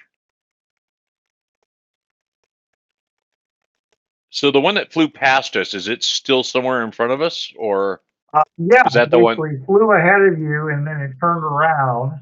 Okay, and you know, and it basically is circling. There's a big explosion from the ground. That other one hit. It's pretty impressive. And as a matter of fact, you guys, you pick up a radiation. We pick up a what? Radio signal. Pick up a radiation burst. Oh, a radiation burst. I heard radio signal. I'm sorry. Like this vehicle might have been nuclear powered. Nuclear.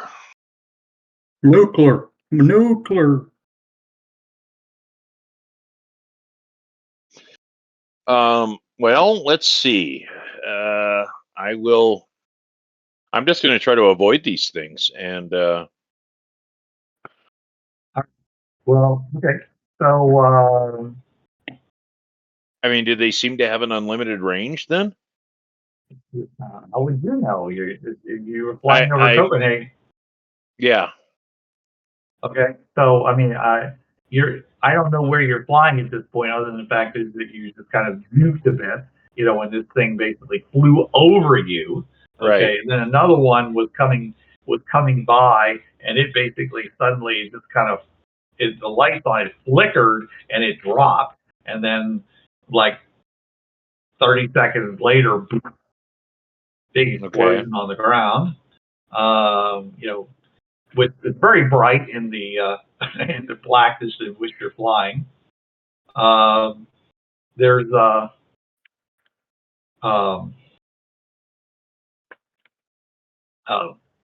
again, how much discrimination does your radar have? I imagine it's pretty good. Okay. Who is looking at the radar? I mean, I think you're busy flying, right? That would be me in the co-pilot seat. So are you looking down? Because he's looking forward and around, especially because there were 5 of them. One of them flew over. One of them, you know, crashed. There's still 3 others. Well, radar is going to be able to give you a 360-degree view to a certain extent. And you say they have lights on them, so we're also trying to use visual. So I've got everybody looking out windows, basically trying to tell me where positions of things are. Okay. I'm focusing on moving and jinking and jogging and. All right. Okay. One of them basically is flying up to you, and I need to make a check. I mean, if you really think you've got a shot, you can always pop the door and freeze a little bit, but. Okay. This one basically comes nearby and does like a roll to the side, and the helicopter basically stinks, you know, as basically the some kind of you know, force from the bottom of it, you know, basically just shoves it to the right. Okay. Okay. So another one is flying up on the right, apparently trying to do the same maneuver. Okay, somebody shoot the goddamn thing then, if it's alongside us. They're not doing a very good job of it. So they're not getting that close to you. So you're still getting the turbulence from it, but they're not getting close enough to actually force you in a direction. Because it looks like they're trying to basically steer you back to Copenhagen. Uh-huh. You're trying to fly away from it. Okay. Gandalf, you were looking down. The one that exploded, you saw there was like a whole lot of little bright lights, and like around maybe 9 bright lights basically just came off of it before it exploded. So what do you think that was? Could have been possibly ejection. Yeah. People ejecting from it.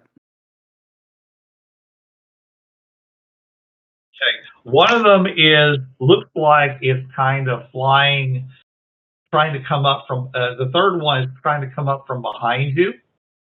Okay. And it's trying to match you. Trying to what us? Trying to match your speed and direction. Okay. Basically, well, I keep changing directions. It's trying to dog you from behind. Uh-huh. So give me a piloting check. Okay.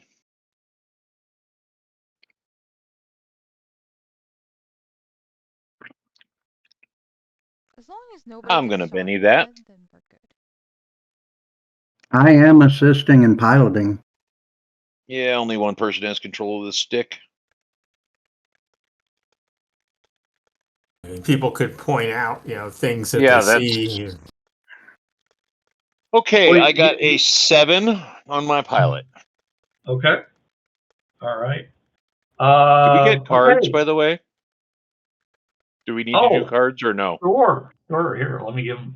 I'll be glad to give those to you. At 9:38. Forgot. All right. Forgot all about that. Okay. So here, 1 second here.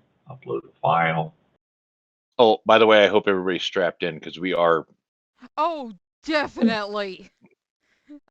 If you're not, you're bouncing off walls. Yeah.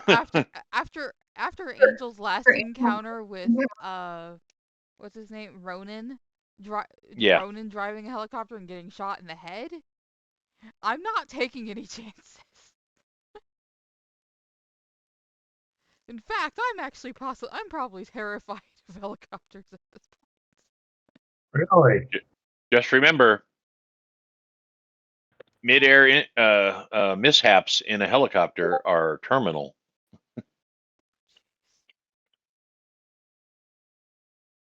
Please don't ever say that again.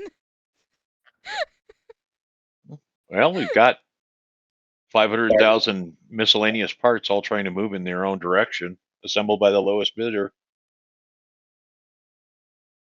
All made in Taiwan. I don't think that episode is on YouTube. Russian, American, all made in China. Yeah. Here we go. Took me forever to get this located. Okay. So let's open them up. There we go. And then We haven't done a whole lot of. and And this is when I cuss and say, "Damn it! I wish we had the saucer." yeah. I don't think there was anything stopping us from bringing it besides the fact that you're trying to turn it All into right. an RV. So there's 5 of them. You can ignore the last one because well, the saucer's no longer a saucer. It's been That's disassembled. why I said it's now an RV. Yeah. All right. Oh, okay. So this guy was or girl, whoever, was able to match your dimensions and such. Okay. And you guys suddenly see like a big burst of heat and light coming from the top of this this portage shell. Turtle. Okay, and things are rocketing up toward you in the helicopter. I'm going to drop down and drop below her. I'm going to try to do this. Just a full drop. Yeah, full drop and slow down. Okay. All right. Let me see here.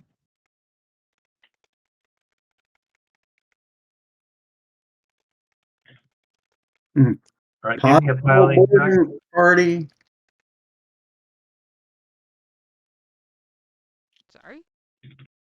Benny. 8. Okay. You Baseball, dodge all. huh? You dodge all but one of them. Okay. And we die in a fiery ball of flame. You know, and Still that alive. one, basically, you feel something impact the helicopter.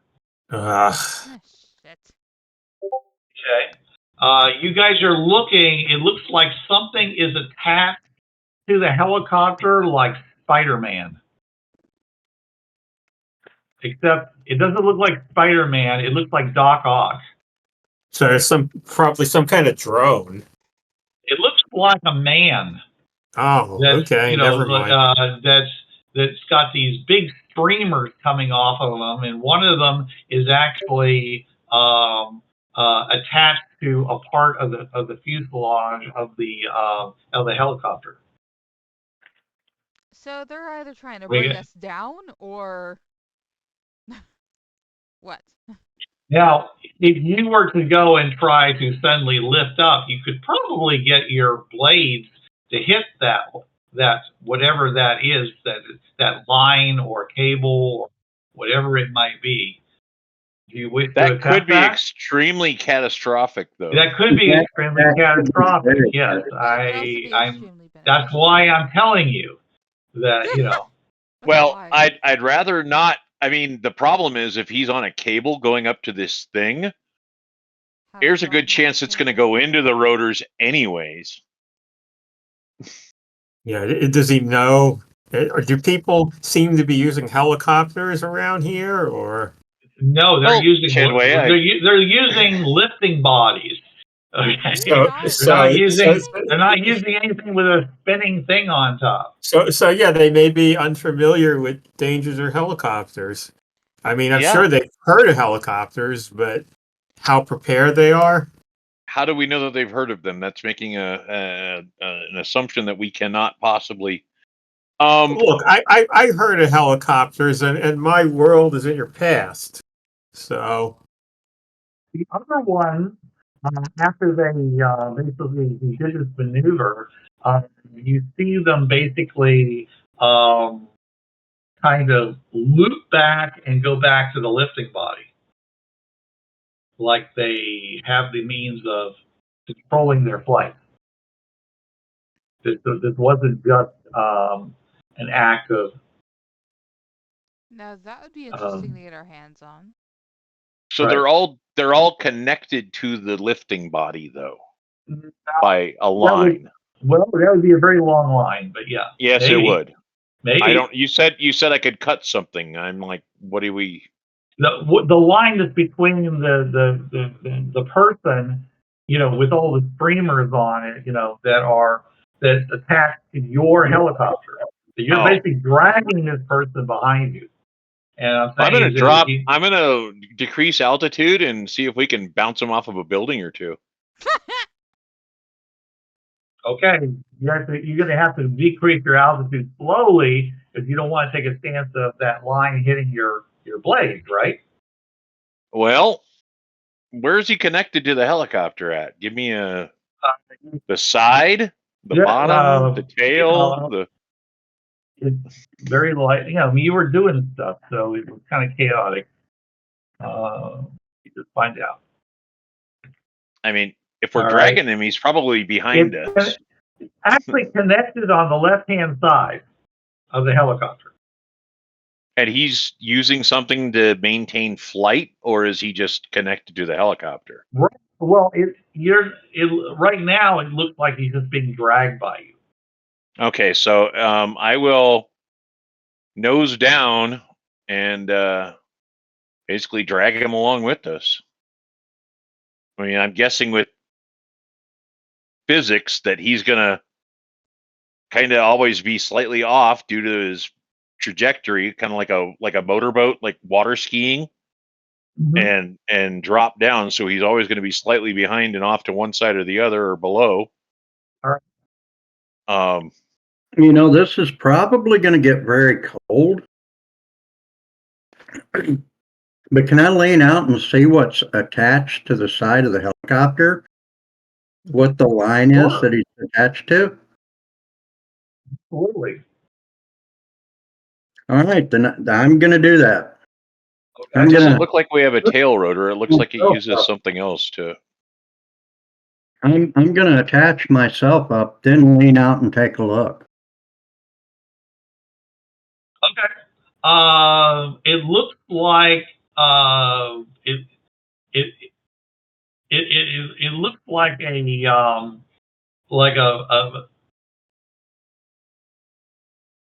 big piece of like woven metal. Okay, that's just like almost like a tongue that narrows back to a strip that goes off, into the darkness.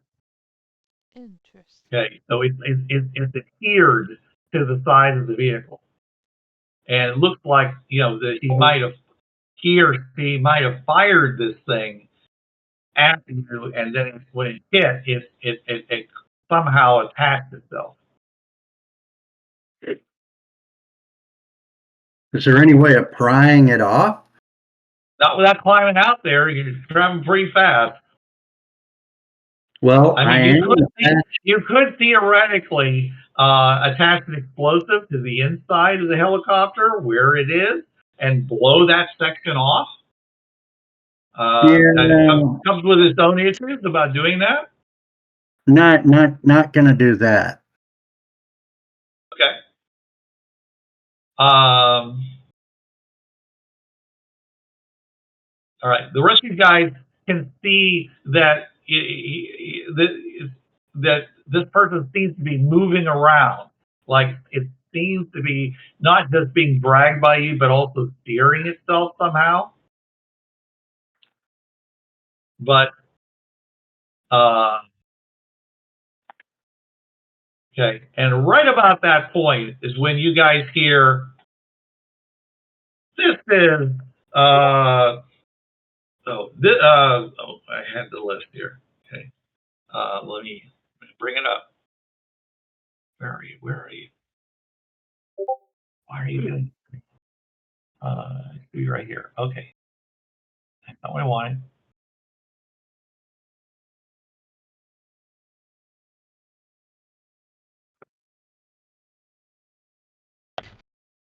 It's prior, Alexander, the right cardinal of the new order, and you are demanded in the name of God, just that and striped from down, and to receive judgment from the proctor. Please unite us to attack, and God's eyes are everywhere.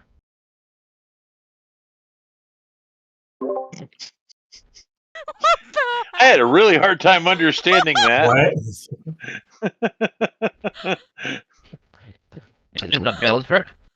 Yeah, it was really hard to understand. Well, we do have What do they going to do? That was beautiful. I'm trying to get this spell here. That didn't work, huh? Well, we got that part, but some of the words were really hard to discern. It makes perfect sense. We've got helicopter noise. The guy outside is vibrating along beside us. And you've got the noise coming in because I just leaned out. So therefore, we can't hear for shit. Exactly. I can't hear for shit by default, so. Well, okay, from what I gathered from that, it's God's little minions telling us that we have to be judged. Yeah. I think I'd rather go to Copenhagen. Friar Alexander wants you to land. Friar Alexander is what he said. Friar Alexander wants you to be. Thanks, like free people of Copenhagen for, luring us into your little trap. If I find any of the rebellion, I'm slapping them in the face. You're just going to slap them? Oh, that'd be nice. Yeah. Be nicer Just than a what I'm thinking. full on open-handed slap. Because it's just embarrassing. Full on Jason slap. Pimp hand is strong. Well, what do you want to do? Are we gonna die or turn ourselves in? Either and way, die. we might die. Yeah, I mean, we're hundreds of miles from the portal. I guess, you know, it won't be the first thing they've lost. I say we pry this guy off the outside and just get the hell out of here. But there's 3 more or 4 more. They can go faster than we can, too. Yeah. Look for a spot to hide? Pay no attention to the elephant in the middle of the room. Pay no attention to the helicopter beating the air into submission. I am going to continue evading. I'm going to continue evading. I'm not giving up easily. Sure, you don't want me to try and shooting something? Shoot him. I don't care. Why don't we climb? Because they can outclimb us. Well, something obviously caused one of them to crash. That's why I'm going with the idea of possibly shooting something. The other option we have is I could go lower and try to lose them in the superstructures. Maybe drag this guy across the grid that goes over the top of everything. Like you've been wanting to do. How about you go lower, and Angel and I will try and shoot this guy. Okay. Sounds like a plan. Hell yeah. Jason. Yes. As you know, as you continue to try to go lower, okay, suddenly something you see basically something flash across your windshield, and then it flashes again, and it localizes, and it just starts going around like you're doing one of those things where it spins and it puts words in the air. Oh, okay, like the laser clocks. Yeah, kind of that laser thing. It looks like something is actually trying to draw something with like a laser on your windshield. Okay. Okay. You hear somebody. Again, I don't know how well you can hear this because you got your headsets on and stuff like that. But you hear something like, "We don't know why you can't hear us on regular communication channels, but." He says, we're giving you a heading. Please follow it. We probably should follow if they're trying to communicate I will with us. try. This is not an attack. I will try. Is it going back towards Copenhagen or is it? Oh, and by the way, this is resistance. Oh, okay. Yeah, we'll try that then. We're gonna bitch slap some resistance people today. Yep. I'm gonna land and bitch slap someone. It'd be like something out of Star Wars where Han Solo walks up and instead he actually does punch Lando. Right. Follow the heading. I will follow the heading then. All right. You follow the heading. You're heading basically off the coast of Copenhagen down onto the ocean floor. Oh. If there was an ocean there. Okay, so we're not shooting this guy? Yeah, shoot him. I don't care. I'm just changing direction. I mean, maybe these are the people we're trying to contact. Given what they said. Like they are. They're not telling you. They're not. The direction they're telling you to go is not back to Copenhagen. It's off. It's away from Copenhagen, but down.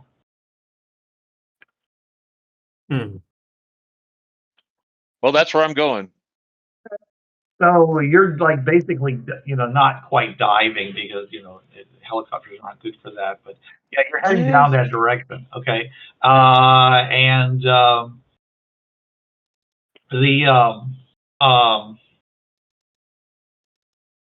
What's the Klingon doing?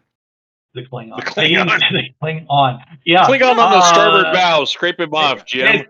He's continuing to tell you. He says, this is. He says, this is only going to make your punishment worse. He says, you really need to come back. He says, forgiveness can happen. He says, you can take your rightful place back in society, but if you insist on committing suicide, know that, that you will roast in hell for all eternity, because suicide is a sin. So it's not the people we're looking for. Okay. These are over not the guy who's behind you. Yeah, over the PA I say in English, so he won't understand me. Hail Satan!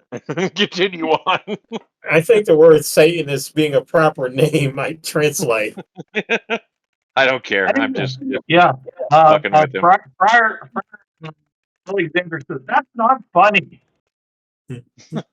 I thought it was. So I find much humor in saying that. So. Yeah. About 3 people in the helicopter found it hilarious. So. Yeah. Okay. Yep. All right. So your little thing continues to give you up down arrow little arrows. Go this way. Yeah. Go that way. Well, it's more like there's an arrow, and it's like on the front of your thing, and when it goes up, you need to go up. When it goes down, you need to go down, left, right, whatever. It's kind of giving you a direction to go.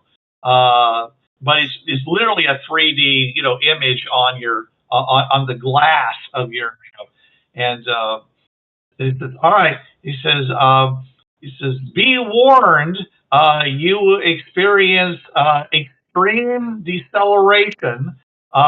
Please do not. Please strap in. Please engage all protective restraints. Before we get that far. Oh, okay. I do want to take a couple of pot shots at the Klingon. Go for it.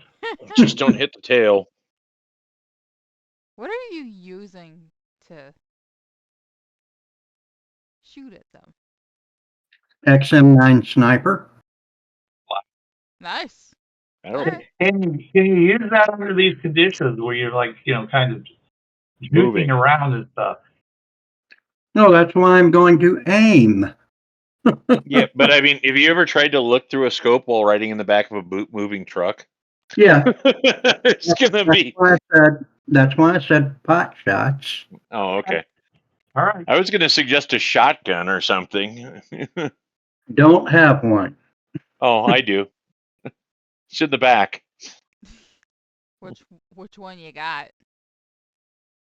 I just got a shotgun, whatever the heck it is. Well, let's see. 4 of them. That's why I'm asking. Oh, is there? Yeah. Oh, wow. That exploded. And it exploded. All right. Nice. Well, I'm sure the penalties for shooting from a moving helicopter are going to be pretty horrendous. So. Okay. The 6 exploded, and I rolled another 6. Does it continue to explode? Oh, yeah. Until you roll something other than a 6 if you're using a 6. Oh, shit. There's a third 6. Keep going, then. All right. You won't believe this, but there's a 4th. We don't. Nah, you're lying. But go on. And are you rolling a hero dice with this? You're rolling 2d6? I'm rolling a D6 and a D8. Oh, okay. All right. So his hero dice, the one exploding apparently. You know how many times the hero dice saved my bacon? I'll have a D12 and something, and the hero dice will do better than the D12 did. So that happens all the time. Yeah. All right. I got a 2 on my D12.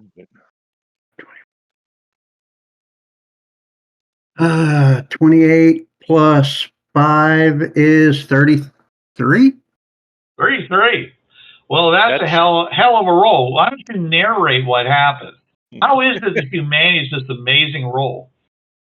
He tripped. I lean the side of my shoulder up against the, so that I am braced, and as the helicopter is moving, is the weapon.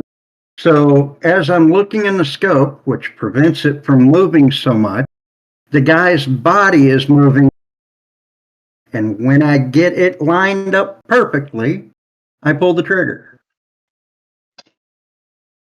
Okay. Right. Don't More you only need a likely, four it to is hit that you anyway? line it up, and when he suddenly zips across the scope, you pull the trigger, and somehow manage to just perfectly do it at the right time. So, because he's going to be bobbing back and forth inside the scope. All right, and you fire on him. Okay, go ahead and give me some damage. All right. On a side note, I watched a thing about the B-17, and the fact that those guys could hit anything out of that with the sights that they have, Yeah. is absolutely amazing. That is 15 points damage. It was a spray and pray situation. Yes, it was. The ball gunner, I was like, how the hell would you even know where you're shooting at? Yeah, I got to sit in the in the ball gun of one of those. You couldn't pay me to get in the ball gun of one of those, so. So, Die, ice cream truck. Okay, you hit him, and he starts spinning. Okay, and these things that were coming behind him, they flare out and make like a huge, like almost like a parachute. Okay, and the tension on the line increases, and you see the side of the helicopter buckling where this thing is attached. Uh-oh. Oh shit. Okay. You're you're not moving in the right direction. All of a sudden, Jason, you're not. It's not like you're turned around, but all of a sudden you get to the side, and your thing goes like not where it's supposed to go, and you're getting awfully close to the ground.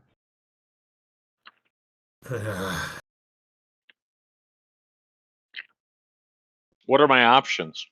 Your options are to trust whoever is doing this and get back on track and just follow what they said, okay? Or you can, you can pull up and not do what they said, or Where's my camera frozen? you basically, Yes. I mean, those are the two major decisions. Either I'm going to continue following the track that I'm supposed to follow. Okay, so you need to give me a piloting check to make sure you can actually get back online because you're running out of time. Running out of time. 8. Oh my god. Okay. I just got that song out of my head. All right.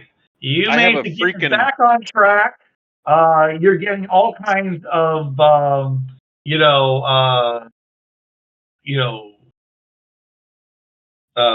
proximity alarms going off, screaming all around you. Okay. Your lights are shining on, on parts of buildings and things like that.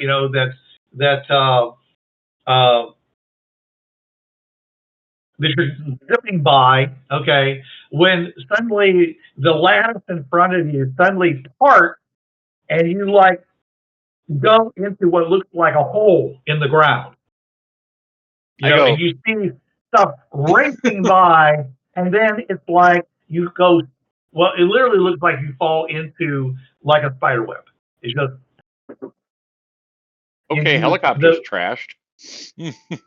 Yeah, the blades get caught in this stuff. You get caught in this stuff. You feel this enormous deceleration, and this guy is probably falling along with you. So what happens to him is you have no idea, and he probably shot right past the front of the helicopter. You ever see what happens to a bug's ass when it hits a windshield? Hey, it goes through its mind. It goes. Right. And you end up basically hanging, and lights are coming on all around you, and you see yourself just literally hanging, with, just puff of fuzz all around you and things from the wall. You're literally just, hanging uh, uh, against one side actually at this point, because you would have lowered down, and so you're there. I would like to point out something. Yeah. And it's nothing. No offense there, dude, but you were standing up in the back of the helicopter when this happened. Mm-hmm. Yeah. Uh-oh. I mean, I'm sure you had a line connected to you, but I was tethered. Yep. But that's Oh, gonna be really freaking painful. so I was about to ask, how fucked am I? You just Find hanged out. out. Rolling a I D10. guess it kind of depends on what kind of harness you're wearing. Number of dice of damage you're taking 7. I mean, you might only snap your back and rip your head off, and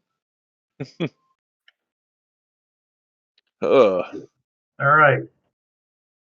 I might survive. They warned you. All right. Let's see here.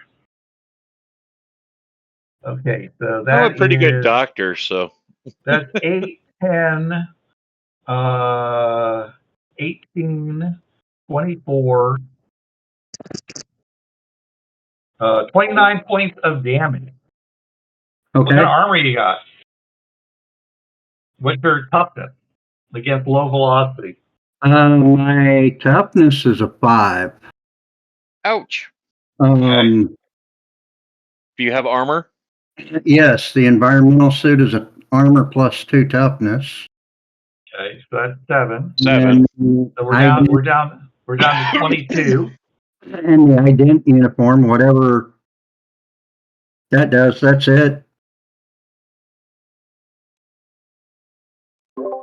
Okay. So you still take the full amount of all the wounds you can take. So I'm going to need you to roll me. We need to make a roll to see what kind of damage you took, as far as the end result of going over 3 wounds. Okay. All right. So let's go to. How do I do that? Okay, I have to bring up the. I always forget. I have to bring up the chart. Basically, there's a chart. I think you roll 2d6, and we see what the results are. So you add them together. Let me just go and find that. Okay, soak these. Well, let's see. He's at okay, so 5, 9. He's at 20. So that's 5 wounds. Okay, so the first thing you should probably do is try to soak wounds. So go ahead and roll. Yeah, because if you can get it down, if you can soak at least 2, you'll have 3 wounds, and you won't have to roll on this chart. So go ahead and roll your vigor and see if you can soak some of these wounds you just took. All right.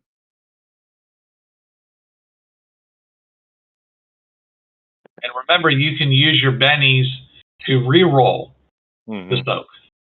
And your card as well for a +2. And you can throw your card in for a +2. Yeah. No idea what a card is. That's the one I just put up in the chat. And sacrifice. So okay, play this card when you're damaged in melee combat. You take double damage, but your opponent is killed. Well, that probably isn't the best one to use. Because double damage right now would turn you into paste. On my vigor, I rolled a 5. You rolled vigor plus the d6. So that's 5 plus 2 is is going to be 7. Well, that's what? It's actually vigor. You roll your vigor dice and a d6. You always roll your hero dice with these. Right. I got a 5. The Okay. 5 was the highest one. So if you threw in his card, that'd be a 7. He's only going to be able to absorb 1 wound. He has to absorb at least 2 wounds to keep me from having to roll on the start. So we roll then. So I would use a Benny to re-roll this. All right. Benny used. You got to roll a 6, basically. I rolled a 6 that time. Okay. So that would be an 8. And therefore you would have absorbed. Is the 6 on the die that explodes, or the 6 on the other die? Yes. And then a 1, so a 7 plus the whatever. 2 would be 9. Okay, that will get you to the point where you have 3 wounds and you don't have to roll in that start. You are messed up big time. But he's still dying, right? Because it's 3. No, he's not dying. He's not dying, but he's 3 fucked. wounds is not dead. It's just seriously screwed up. Well, if I can get you in the next 60 minutes, I can actually help you a little bit. But do we take any wounds? Were you strapped in? Yes. If you're strapped in, then no, you shouldn't take any wounds. You would be shaken for sure, but other than that, you shouldn't suffer for that. So we're all shaken, except for Gandalf. Yeah, and basically you just went tearing through multiple layers of this kind of webbing type material, and every time that happened, he got thrown in a different direction and bang, because your helicopter was twisting and spinning and stuff like that. So meanwhile, this guy who's been dragging, he may be in here, or he may have torn that piece off. I don't know. Wear helmets, ladies and gentlemen. I have my helmet. Gandalf, ouch. Yeah, actually, I don't even think you can actually even say the word. Yeah, you have a hole in the side of your helicopter. Motherfucker. Where that thing was attached. Fucking hell. No, notice Gandalf didn't say the word. Yeah. Okay. All right. See, now this is when I wish I had the psychic healing, but. All right. At which point, some people descend upon you. And eat ours. They basically, cut, basically slice through the door. It was already open, right? Kind of, yeah, it was. Yeah. All right. So they basically the material that was on the outside there, you can't basically it basically moves away, like towels away from each other, making an opening. Then people climb through and come over and are grabbing you guys and no way in hell. Yelling at you, saying, "Are you all right? Can you hear me? Are you He says, "Are you still with us, or have you gone to the great reward?" I can hear you as long as you're not yelling at my cochlear. Well, okay. Are you black? Who are you asking? What? It's one of the guys rescuing us. Are you black? They're dressed in what looks like very stylized onesies. Like they're they look like they're wearing cat suits. Okay, but my questions was still, are you black? One is black. Well, then we're alive. Okay. But we're very confused. Oh, we're very confused. Yeah, one is black and the other 2 are white. Blazing Saddles. That was my Blazing Saddles quote. Are we alive? I don't know. Are you black? Yes, we are. Then we are alive, but we're very confused. That was bad. Okay, so I basically say Again, go ahead. I'm alive. Grab that bag. I think he's dead. You wouldn't be Voice. making any sound. I think you were probably completely unconscious. What in the Not to voice mention the brain modifier? slosh injury. What's that? What in the voice modifier?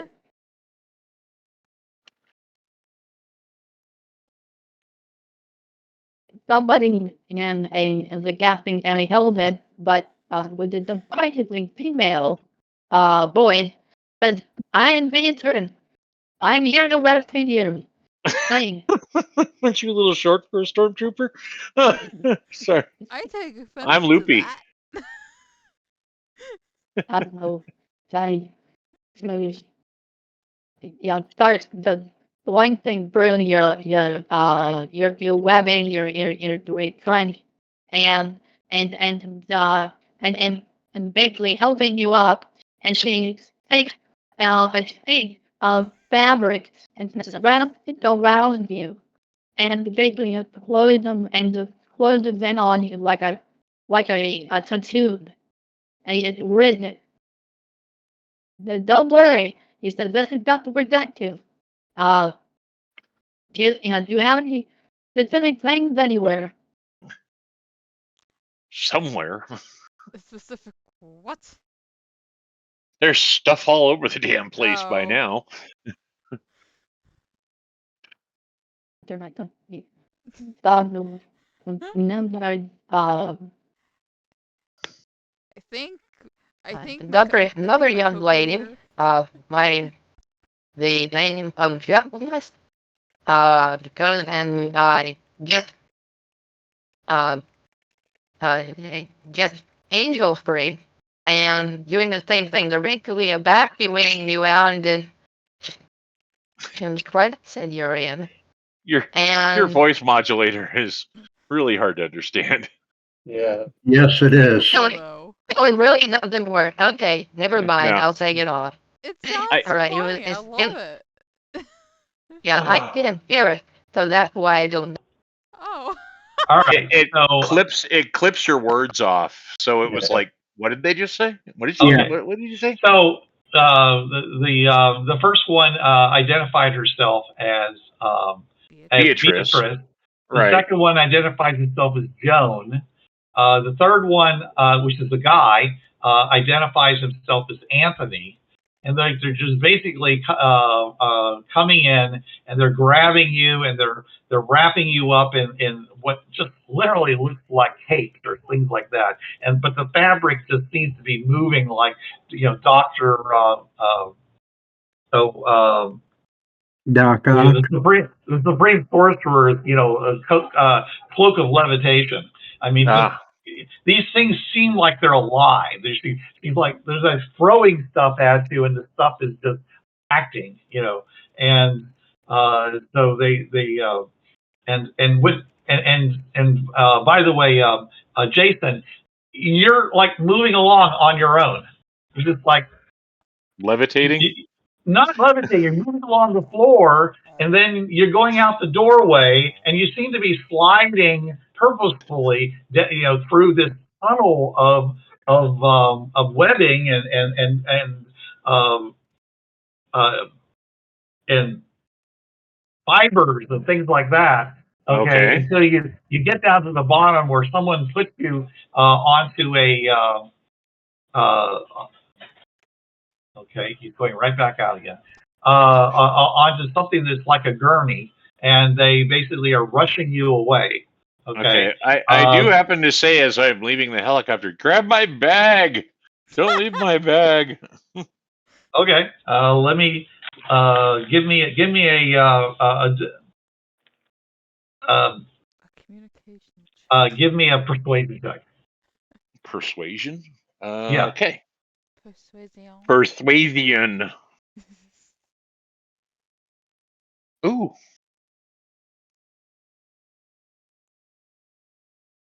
I got a 13. Yay. Yeah. Good number. Okay, so one of them grabs your bag, looks at it quizzically, okay, and basically just takes it and sticks it on their back, and it just stays there, and gets the rest of you guys out. So you all basically are slid down, away from this helicopter, and they put you on these like gurneys, okay, except they're more like sleds, and they're racing along, just basically they're just running, and they go right inside of what looks to be like a really impressive looking super train, okay, and that's on, yeah, it's like levitating, okay, and they get in there and you feel the thing like accelerate, and and and first there's a couple of lights that flicker by, but then there's nothing but darkness. Okay. And so at which point, the clothing, the thing that's on you loosens, and you can push it aside if you want to. And people are basically checking your eyes, taping things onto you that look like, modern sensors and things like that. These people don't look like 1950s people at all. They look, Aliens. and Gandalf, they're literally taking something that looks an awful lot like a hand scanner, and they're running it across your body, and looking at and as they do that, you can see reflected in their eyes, like, the inside of your body, like, like a relief kind of thing. Mm-hmm. Okay, and they're saying, okay, we got, we got some, various things. We got some broken bones. We got some, compression blood loss. We're gonna, it's just, and at which point they start slapping stuff onto you that seems to be causing pressure in certain areas, and holding things in other. And it's very chaotic. It's literally like they're throwing mud at you. But the stuff hits you, and it just kind of blends into the other things, and you find yourself just kind of like adhered to the top of this gurney, like you're been captured by aliens, and they you into like the wall or something, except it's the top of a gurney. But there's also, you gonna probe my anus? Yeah. Don't give him ideas. They laugh when they hear that, and they're like, he says, he says, no, that would be the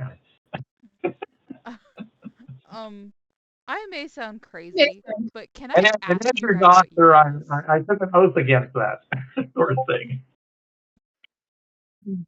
Anyways, and that was Joan, by the way. Okay.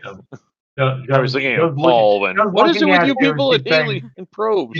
She says, you look like you were operating the vehicle. Are you in charge? De facto, yes. Unofficial, okay. Yes, he is. She looks at you. She says, he says,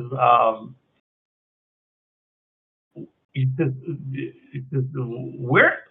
He says, was that like a rotary wing aircraft? Yes. What museum did you get that out of? No museum. On Matt Demka.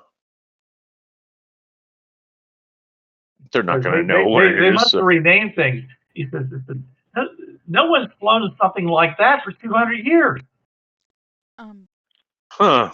May sound crazy, but can I ask you guys what year it is? Oh, it's 2265. It's 8675309. Okay then. 2265? Yeah, 2265. I'm going to write that down All in right. case you forget. Yeah, you should. I'll put it in the chat. We're not in Kansas anymore. Oh, fuck. And it was the right 60s, just not the right 60s. Well, technically, yes.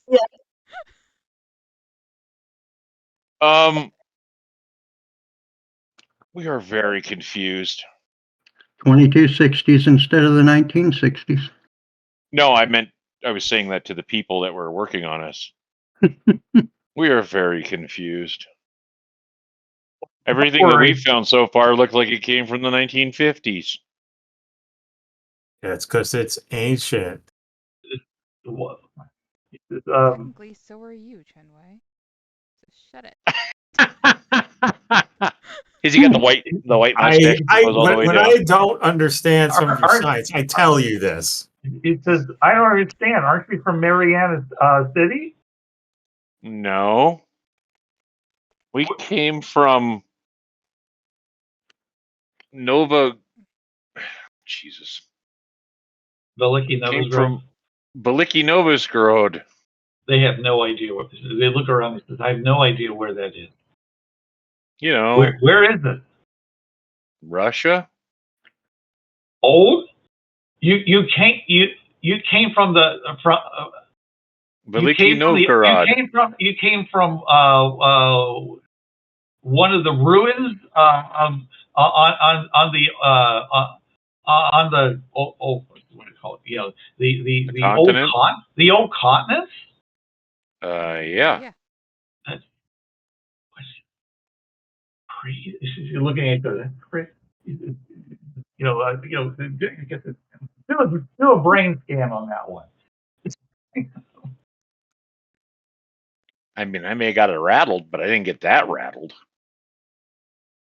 I may have. What do you mean? What do you mean what do you mean the old continent in ruins? And because what we found was a city that looked like it had been mothballed. Mothballed. Yeah, but nobody's lived up. No one's lived up on the upper height for at least 100 years. There's no good air up there. We don't really live there. We're just traveling through it. We're just visiting. Were you in some kind of survivalist bunker of some kind? Kinda. Some ancient survivalist sect. Hypothetically, yes. Wow. Well, you're far from there, that's for sure, and you're getting farther all the time. Oh, how can we get back? Well, I think you're going to have to talk to the elders about that. I mean, we're here to rescue you. We're here to, you were escaping Central Command, and where is Central Command? Central Command is in Mariana City, of course. So why would so you guys sent us to Copenhagen, and then they're all there waiting for us. You got there. You took so long to get there. I don't know what took you so long. Were you? Well, we were firing up a reactor. Why would you do that? Get it to work. Why would you need that? Because we were curious. We had nothing better to do for some reason. We didn't have a reactor of our own. To generate power. I think they all need brain scans. Yeah. If you're gonna give me a brain scan, I'd like to let you know there's electronics in my head. So you can scan if you want to. You yes, can leave your friends behind. Yeah. But if you're gonna scan, then you're gonna scan. Yeah. Okay. So Joan is saying, he says he's got some kind of a electronic hearing aid that belongs to the museum. No, I mean, it belongs to me. I think them being part of some survivalist bunker makes sense. I don't, I mean, I think it's great that you've been able to, that you were able to get there. If we were, if we could collect you. But do you have any nice warm you're going to Dr. be in Peppers? for a big surprise. If you still why do I suddenly feel like Brendan Fraser in that if you still Blast think from the Past show? Yeah, if you still think it's the 1940s. Well, no, that's what the technology looked like. I thought it was 2020, whatever. It's 2265. Right. Yeah, but I think he's referring to Earth prime time. Yeah, prime time. Oh, okay. Yeah. All right. So, meanwhile, the vehicle that you're in, okay, is acting very strange. I mean, it stops, and then it kind of lurches a bit. He almost rocks back and forth, and then it starts moving again, and there's going to be a lot of that while we distance ourselves away from Copenhagen in the subsurface tunnel system. So you all live underground? Well, yeah. And all the oceans are gone? Well, of course. They're not gone. They're just not here. Where did they go then? She raises Miami to visit the grandparents or her eyes something? up to heaven. So they're in the oceans. sky. The oceans went to heaven. Yeah. Uh-huh. And they think we're fucking weird. Well, like maybe they actually mean that they move the water up there. Do you mean that you move the water up there? Well, yeah. It's all the oceans are about 5,000 feet up. All the water. You couldn't find any when we looked. Well, everything except, of course, the fresh water we needed in order to live. Why would you move the oceans up? We needed the space. Better question: how? Space sort of looks unused. There's bad air according to them. When you remove the water, you lose the oxygen, by the way. Why is that? Well, because the oceans create the atmosphere. They do. I thought plants create the atmosphere. Plants create the atmosphere. Plants create oxygen, but the oceans actually create the atmosphere. Chen Wei, remind me to give you this lesson later. For someone who's been living in a survivalist bunker, you seem to know an awful lot about the world, the way the planet is, considering you don't know anything else. Well, we're a strange club. I'm a doctor, not a meteorologist, but I mean, I think outgassing occurs and the oceans come, and then rain anymore either. Where's the sun? Sun's where it always is, in the center of the solar system. But how do you get heat on the planet? Okay, that's it. Can we go? Are you telling me you created a permanent greenhouse effect that causes the Earth to be cold by moving the oceans into the atmosphere? Yeah. See, the oceans go. Chenway, the oceans go up in the air. They make a layer. It blocks the sunlight from going in because it bounces off the reflectivity of the water, thus cooling everything inside. Right. And you guys survived due to the heat from the core of from the mantle? From power generation, from people themselves, from geothermal activity, all that sort of stuff. Interesting. Why? Because we needed the space. But it's unpopulated now, so you don't need the space. Oh, now it's unpopulated. It wasn't unpopulated when they did it. So How is it staying up there if all the power's shut off from all the... Okay, I got way more questions. You're breaking your brain. Let's not do this today. Yeah. I'm like, do you have any morphine? I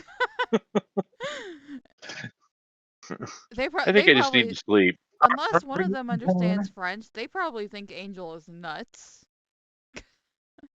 Because she's currently speaking in French to Gandalf.